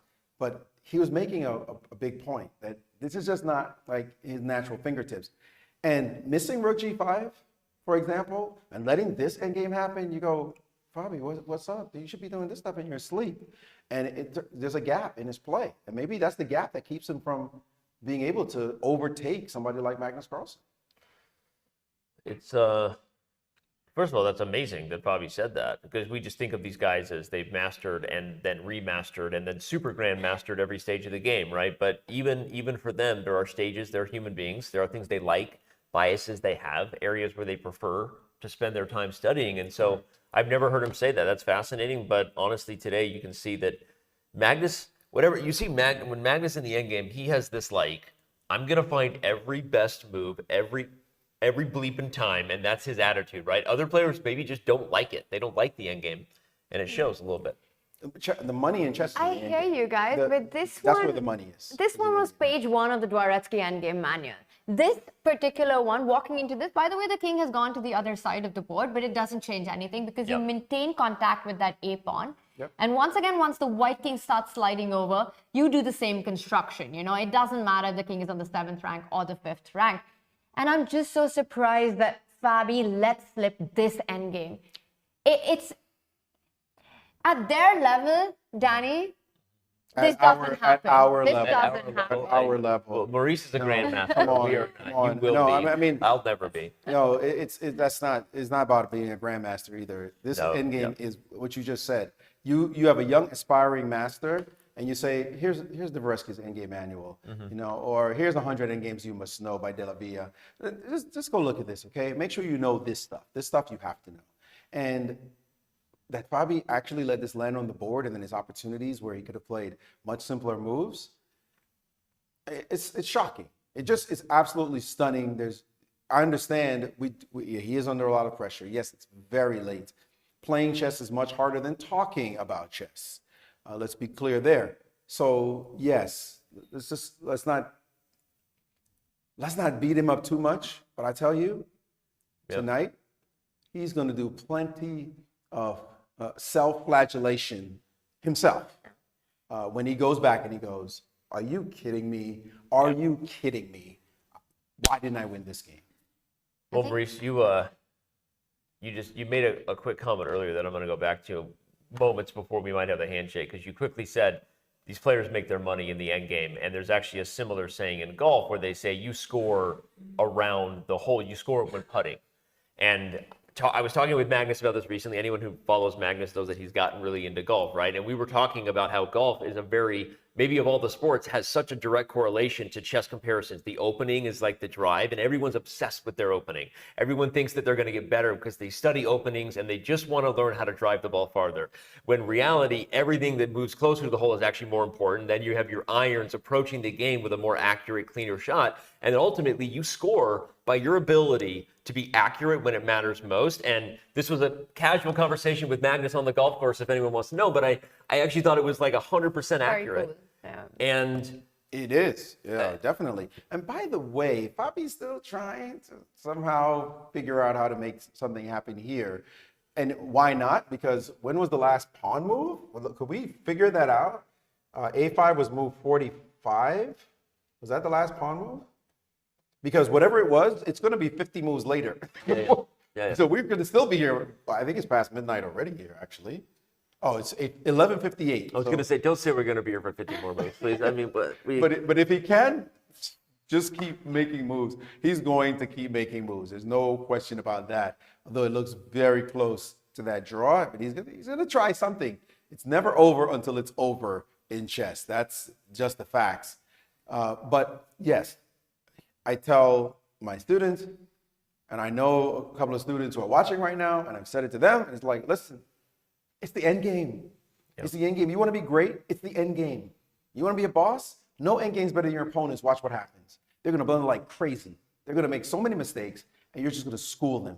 It's the end game, end game, end game.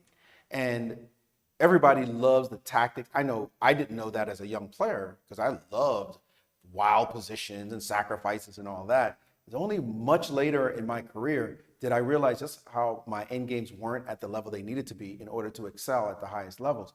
And now I try to pass that on to my students. It's about the end games. Yeah. And Fabi didn't show it today. And that's also been one of the biggest defining aspects of Magnus's greatness, right? That we've seen in his career. How he changed the way endgames were looked at. Positions that were agreed to be drawn, moves ago, years ago, he would just play them on and show how rich they were. And this, I'm talking when he went to world #1 back in 2010 and 11, and he just changed the landscape of the game. Mm-hmm. He pushed the boundaries of what can be played for. Squeezing water out of stone is one cliche that we use for Magnus all the time because of the greatness that he's shown in this part of the game. Yep. No, you're 100% right. And it will forever be part of his legacy, regardless of those who think the GOAT debate, as we've said, you have many from different generations. My personal opinion is that he is, but it's right there along with Gary and all those, so many others. But again, I don't think there's any denying what you said earlier in the broadcast, Tanya, that when it comes to endgames, he changed not just the generation that he was in terms of saying, hey, like, there's a lot more chess here to be played. But I think he changed how fans were thinking about how to play those positions too. It was like, oh, like I can play like Magnus. I'm going to play this position. Just because it's equal doesn't mean it's a draw. When it's equal, whoever plays better wins. Yes, there's still a lot of chess here. Yes, and I think in some ways he forced his own generation to get better at endgames to be able to compete against him. Because they realized earlier on that this guy in an equal position is going to try every single thing until there's a king and king left on the board. And he did that, and he proved that he has a point every time. Just pushing the boundaries of the sport itself. That's what Fabi's trying to do right now. He's trying to out Magnus. Right? He's like, okay, it's a draw, I know, but I think you might make a mistake. And I like it. And it happened. It actually did happen. Magnus made a couple of mistakes. Probably had 2 wins. Now we've closed in on one of those, we know this one's a draw kind of position. But we've seen it happen before, and Magnus himself actually has done it to people where it's like, we know this is what just happened? Like that kind of thing where Magnus just turns the game around. So Fabi actually had a couple of chances to out Magnus, and he's trying for a third time.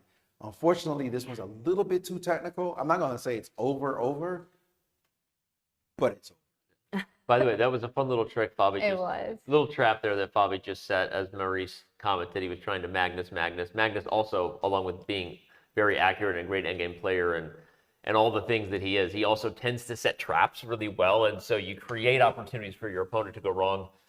A lot of times they will. Fabi tried to do that. I'll just show real quick the trick.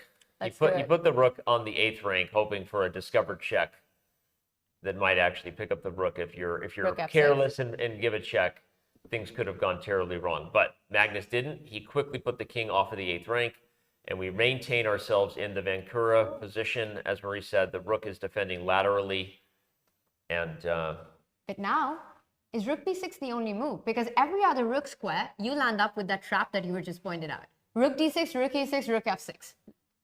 Or not. No. I thought king is on 8-7. He's moved out of it. Yeah.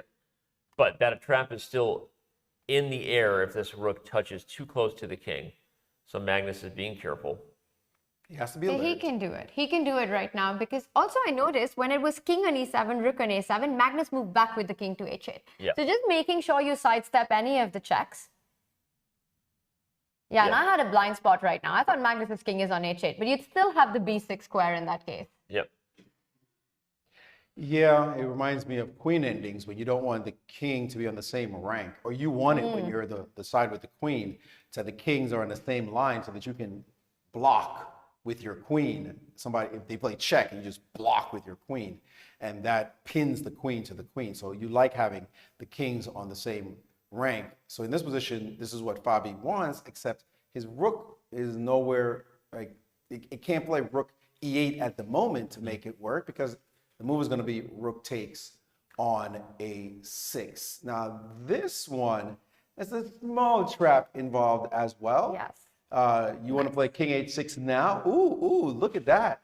That's a great pawn to win. Well, I'm going to hit you with a check. Oh, you start with a7. No, you start first with the push. We start with the push, and then now suddenly you go, oh, what happened here? Well, what happened was,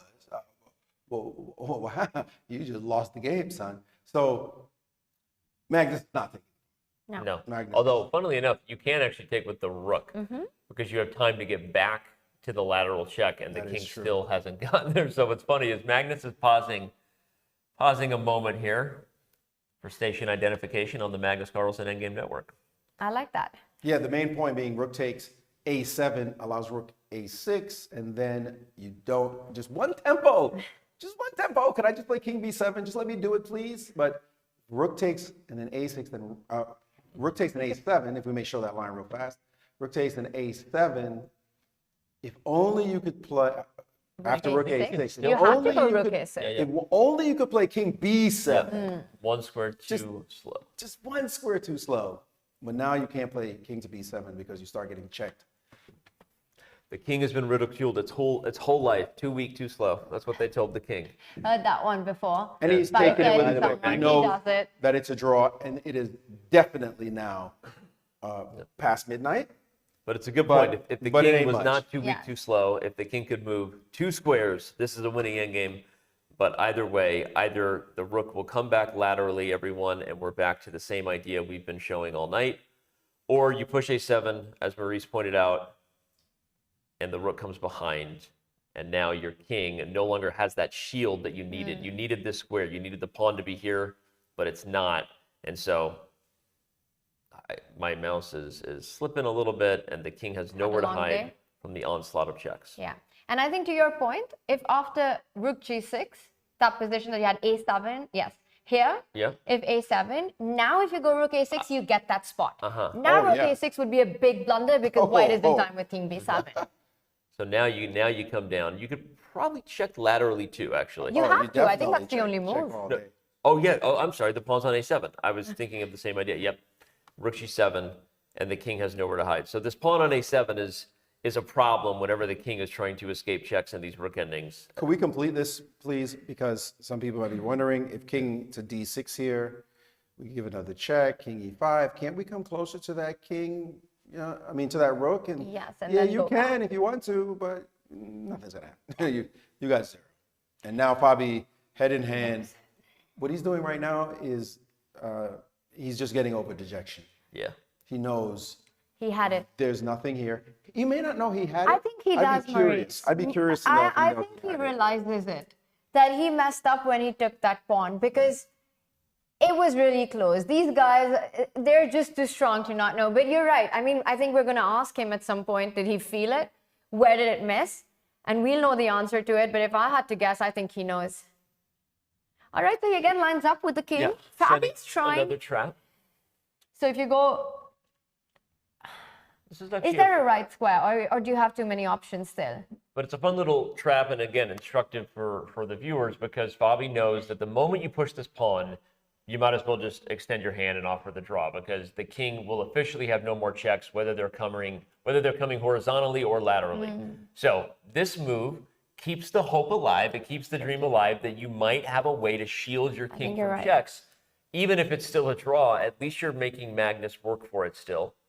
He continues. He does it. Every time the rook and the king line up with this discovered check that you're talking about, Magnus sidesteps it on the other rank. If the king runs over, I guess there are a couple options. You might actually just be able to bring the king over at this point and get to the other way you draw these rook endings when it's a corner pawn. Yep. Getting- Isn't it easiest to bring the rook to f6 and then just start checking again? Yep. Yeah. Okay. Good point. We might see that, by the way, because king c7 is on the board. So Magnus, he reaches for the rook. And indeed, he plays the line you suggested, pointing out that, once again, the king is too weak, too slow, can't quite get out of the way of checks in time. If you push a7, we get the same idea. By the way, again, a7, now the king is close enough to win. So Nice. you can't do that. One thing I'd like to point out, given that we've exhausted everything about the chess board itself, is Magnus's attitude. Yeah. You don't see him leaning back. You don't see him bored. You don't see him thinking, why don't you just give me the draw already? Look at his body language. He's saying, I remain focused. I'm not, whatever I'm going to do, I'm going to just make sure that I don't slip here. Now, he did make mistakes earlier in the game, but even in this position, which we can see is dead drawn, and many of us would be like, yo, why don't you just give me the draw? What are you doing? Why are you still playing?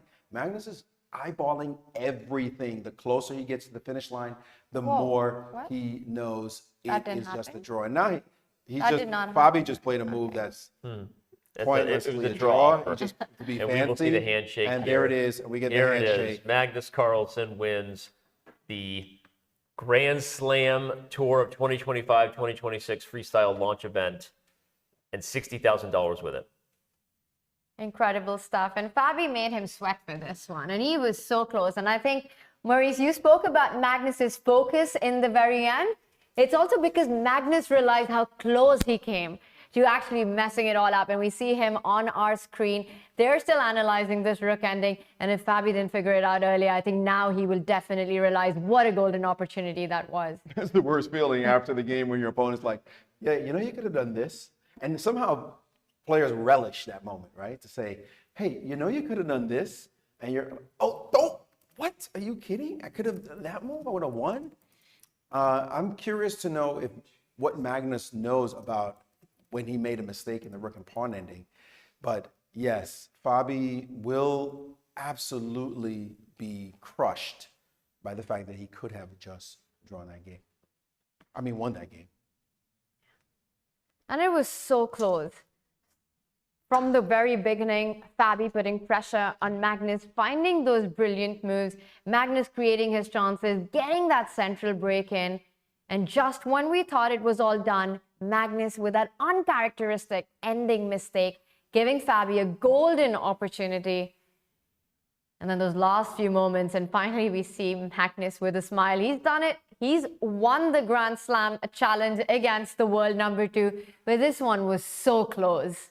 And I'm going to say this. He's happy that he won, but he won't be happy with what he did in giving Fabi those chances. He won't be happy. He's a perfectionist. He's the greatest player of this generation and whatever the arguments are of all time for a reason. It's because he expects greatness of himself as routine. He expects it of himself. And for him to allow slips in a position that was simply drawn, he's going to always say, what did I do there? Because this is a big moment. This was $60,000 on the line. This is an important event. You want to win this event. You're against your greatest rival, or at least one of the top 3 greatest rivals. I would give maybe top 2 greatest rivals. I'll throw Hikaru Nakamura in there as the other one at the moment. And you gave him chances. You gave him chances to win. You would have had so much more work. Can you imagine if he had lost this game? And the momentum, how that shifts, Maurice. You know, you allow your opponent to make a comeback. You've got to fight it out all over again. It's a reset with 2 rapid games. Would have been completely different. Somehow, Danny Wrench has disappeared from sitting next to me. He's on the stage, and I think we'll be hearing from the players really soon. And this is what shows, right, how much they love the game. They know they've got so much mutual respect for each other, Magnus and Fabi. Magnus has said it, Fabi the most formidable opponent, and right now they continue to look deep into all the algorithms and all the moves that we were discussing. Magnus finally getting the draw and winning. I'll point out also, you know, there's such great things about our game, and one is this professional respect, but also this idea of the post-mortem. What sports do we know that we can bring just quickly to mind where after the competitors have battled, punched at each other and try to take each other down, that afterwards they actually discuss amicably, even helpfully, if you will, to what could have happened? What is another move I could have played here? What ideas? Maybe you should have tried this. What about this? What were you thinking here? In sports, usually it's like, I need to get this clown out my face. Maybe I'll give him a pound, be like, yo, you know, we good, whatever, next time. But then I got to go. We can analyze on our own with our own film crew, go review, whatever, but not actually have 2 competitors who will be competing. Let's be clear. This is just the beginning. We've got a lot more of this that's going to happen throughout the year, and maybe even a couple of 3-4 years to come, that these 2 are going to be at the top of the game, and they're helping each other with analysis? Like, what are you doing? Don't tell them anything. The love for the game goes beyond everything else. And the search for the truth in these positions, Maurice. And for each other. And for each other. It is about the truth, and it is still about, we are chess players. That's what we are. In this case, freestyle chess players. But whatever it is, that's what we are. And there's a bond, right? There is that kinship. And this kind of discussion is routine all around the world. I would love to get the players' thoughts and hear what they're saying right now. I think we're trying to get that set up so everyone can hear the analysis that they're bringing on. And like you said, you know, we've got the entire Freestyle Chess Grand Slam Tour for 2025 that's coming up. This is just the beginning. This is just setting the stage with the 2 best players in the world facing each other in this incredible format that sees their creativity, that sees the absolute rawness of bringing the skill from move number 1. We're just getting started. These 2 are going to be facing each other on this very scene, on this very board, 1 random position out of 960 over the course of the next year so many times. That is the case. You said it is only the start. And here you see Magnus thinking through what could have happened, the dangers that had actually faced him, and how he could have likely lost this game. And he's just making some points there to Fabi. And as you said, it is just that. We will see more of this action. We will see more of the drama. We will see more of the heart defibrillators going, wait a second, what's going on? We need some help. These guys are in trouble. Something dangerous is going to happen, something wild. Oh, we thought it was a draw. Now it's a win. You know, all that is still the case ahead. And what I also love is, you know, we talked about the fact that this is freestyle chess, right? This is freestyle chess. But it came down to a Dvoretsky endgame manual or De La Villa endgame book. Because it's chess, people. If you thought freestyle chess was odd, it's weird, it sucks, it's too difficult. No, it's actually chess. And the hardest part of the game turned out to be the endgame, a basic endgame that we would see in our standard 518 position. You know, Magnus was in Kolkata right before this tournament where he won this fascinating, crazy, absolutely nuts game against Arjun Argesi. And he said that was his favorite game because he beat Arjun in a position, in a game that's Arjun's strength. So he sort of out-Arjuned Arjun in that game. And I feel this was Fabi's moment to do exactly that. Imagine making a comeback. You know, it's your last game, it's your last opportunity, your last shot, and you've done everything right. You get to that moment where in an endgame, you can outclass Magnus Carlsen. That's not an opportunity you get every day of your career. You barely ever get it. And for Fabi, I think that's going to be a tough pill to swallow. That he wasn't able to take this down to the rapid when he was right there in front of him. And Magnus once again does Magnus things and survives it. And for Fabi, it's a tough moment. And on more than one occasion for Fabi, right? There was the moment when he could have played C takes B6 in the game. Instead, he allowed C take and that crazy bishop E5 idea, like E5 and bishop take. Oh my so that was one moment. But then when he decided, okay, look, I'm going to go into that rook takes on doubling rooks. And we saw that position when he went into an endgame and missed the E4 move with the bishop versus the knight and the two rooks on the board because he may have missed castles. We still don't know if he did, but he might have missed the castles move. And then he forced action with F5 in a moment when he could have played rook A6. Another chance to get a win against. And then they even went into a drawn endgame and he had a couple more chances. That's 5 I just named right from memory that he could have really put it to Magnus. He missed all of them. He literally missed all of them. And Magnus gave him a chance after another chance after another chance. It shows that nobody's perfect, even somebody like Magnus. And it still, in the end, ended up in a draw. King versus king, by the way. I mean, the match didn't go down to the wire, but this game definitely did. And I think it's the last one, you know, out of everything that you just said. That's the most painful for Fabi. That rook pawn endgame that perhaps should have ended a year ago in a draw. You pointed out so many ways that it could have been done easier. And it felt like Magnus, you know, he was taking these decisions that made the margin to that draw narrower and narrower. That path got more narrow with every single move. He had to be accurate. And then we just saw the bar shoot up because it's hard to be accurate in every single move of chess. And then Fabi, he took this one decision of grabbing that pawn a bit too early, just allowing those checks.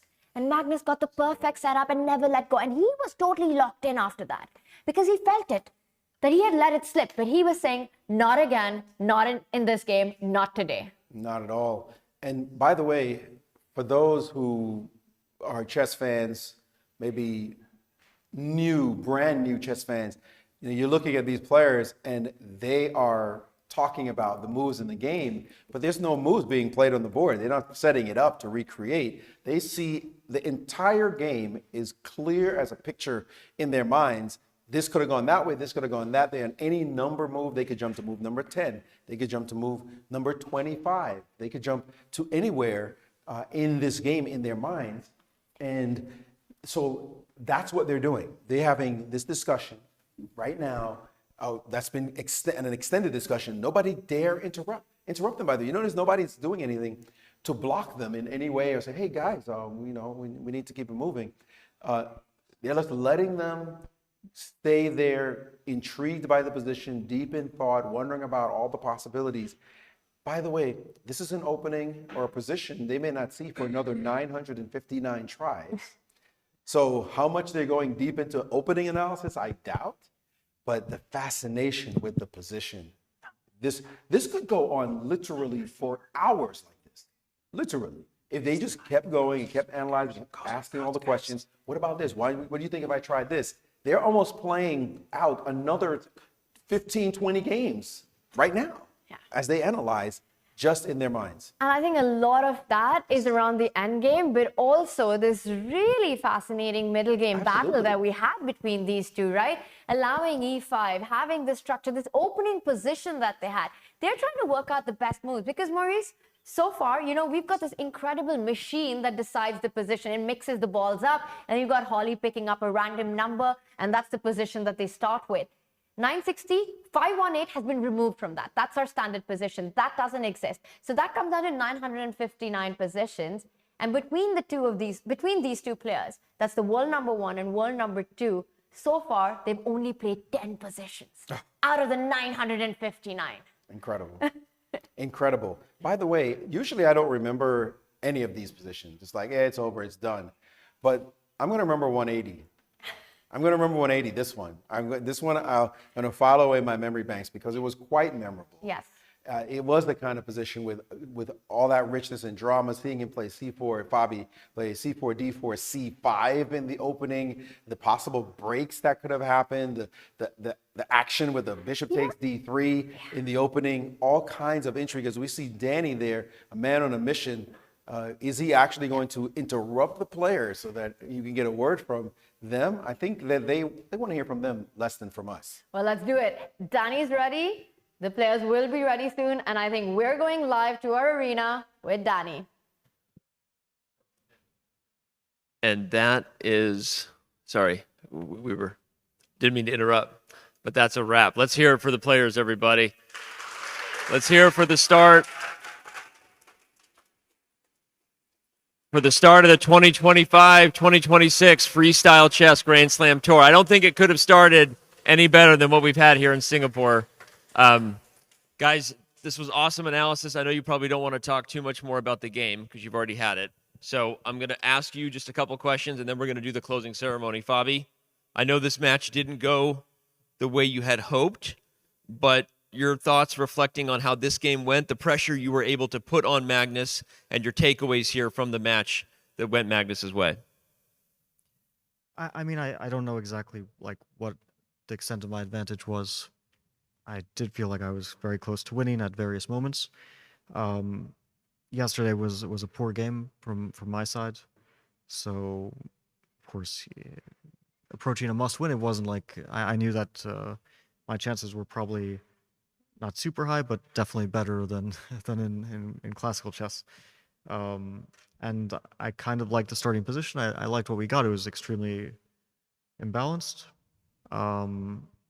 Yeah, I thought I was close to win after f4. Like I felt like things might really turn in my favor. Okay, overall, of course, both games were disappointing in different ways. But I mean, at least today, I felt like a normal game. Yesterday was just basically didn't show up and just wasn't really there and played pretty poorly. But I think Magnus played well and deservedly won. I know it's tough. You played incredibly well too, though, and you're hard on yourself from yesterday. But I want to ask you a bigger picture question about the start of the Freestyle Chess Grand Slam Tour and reflecting back on Weisenhaus. You've now played this guy in some of the most epic classical chess 518 matches, regular chess. You played him in some pretty epic matches at Freestyle. What do you prefer going forward at your giving your best chances to take Magnus down here? Well, yeah, it's of course these two Freestyle matches both didn't go my way, for different reasons. I mean, you know, it's of course it's never easy, but it is disappointing to lose in the classical portion and not to get to a rapid tiebreak at the very least. And I think that would have been really fun. But yeah, it wasn't to be this time. But I'm really looking forward to the events next year, and hopefully we'll play more matches and I'll be able to do better. All right. Well, let's hear it for Fabiano Caruana. Congratulations again. You played great. I'm gonna go over to you, Magnus, before we do the closing ceremony here. How nervous were you feeling at different points in this game? How big of an advantage did you think Fabi had as you were defending that rook ending down to the wire?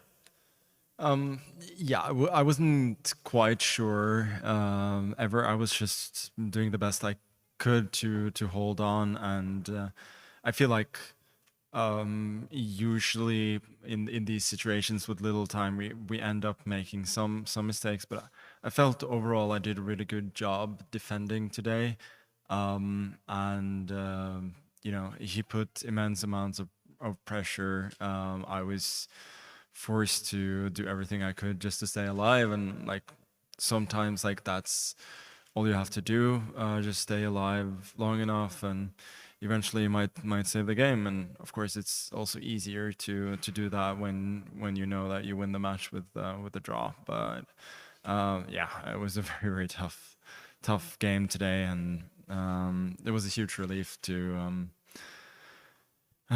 save it at the end. I'm not going to ask you whether you prefer playing this guy in classical or freestyle, because I think I know how you feel about the future of freestyle, but I will ask you this. You've said that this guy was your toughest opponent throughout your career over the last 2 decades in your generation, that he was the toughest fight you ever had. You've now had 2 epic matches against him in freestyle. Is he so far the toughest opponent you've had in freestyle as well?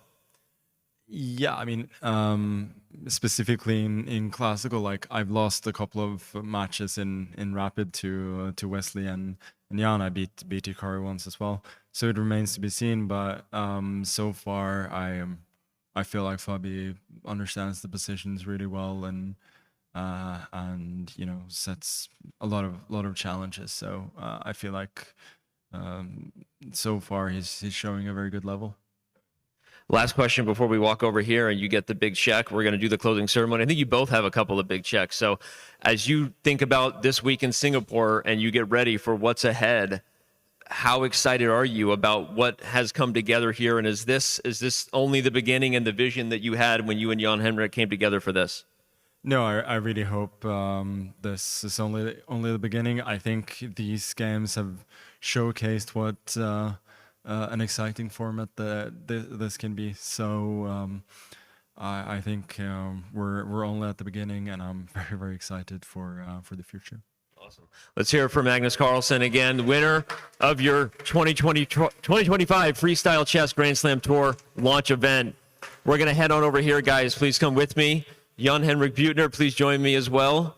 And we're going to hand out some big checks real quick. And Jan-Henrik, if you would like to say a couple words, but first let's have our runner-up, Fabiano Caruana, come up here and receive your prize from Jan-Henrik.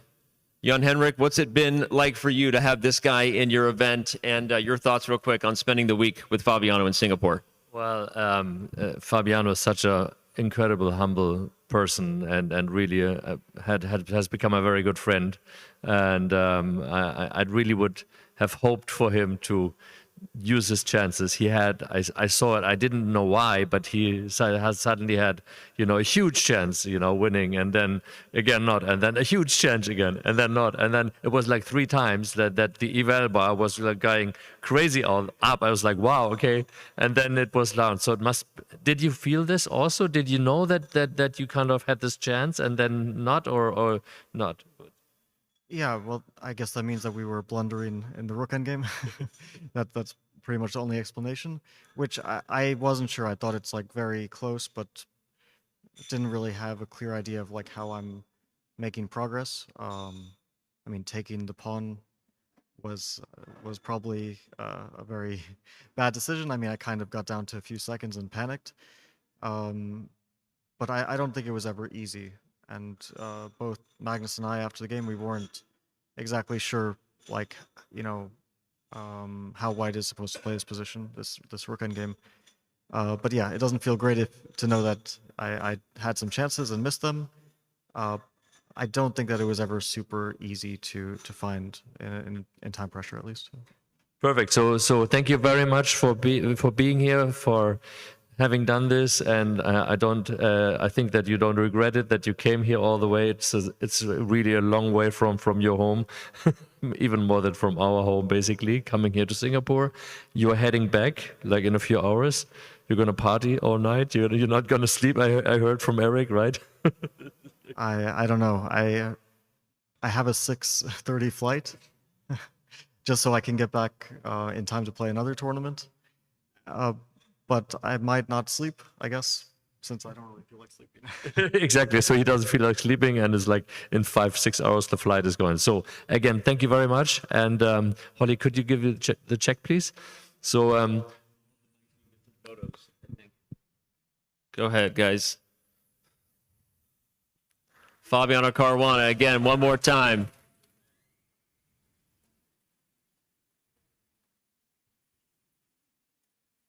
$40,000 and chess in the pool. I don't think it gets any better than that. Thanks, Fabi.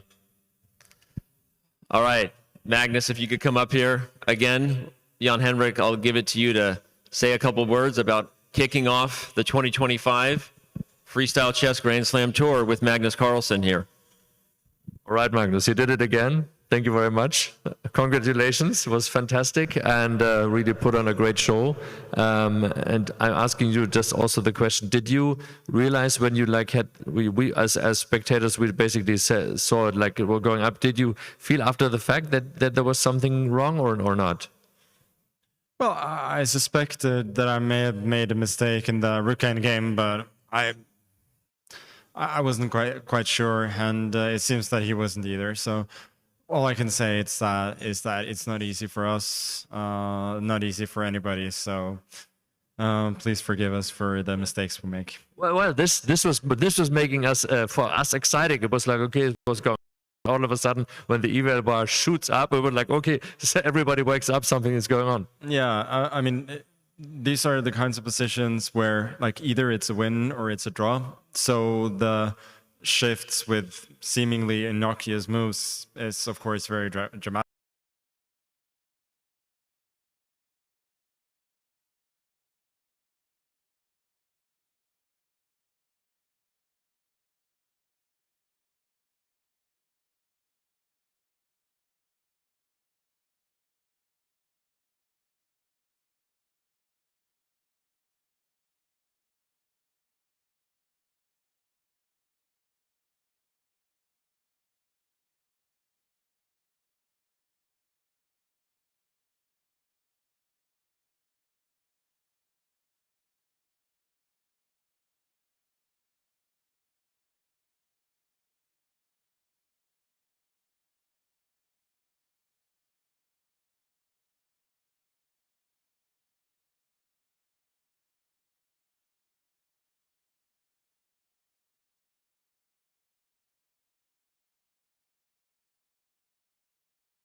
February 25 coming at you from Weisenhouse. And until then, enjoy your night and be safe, everybody.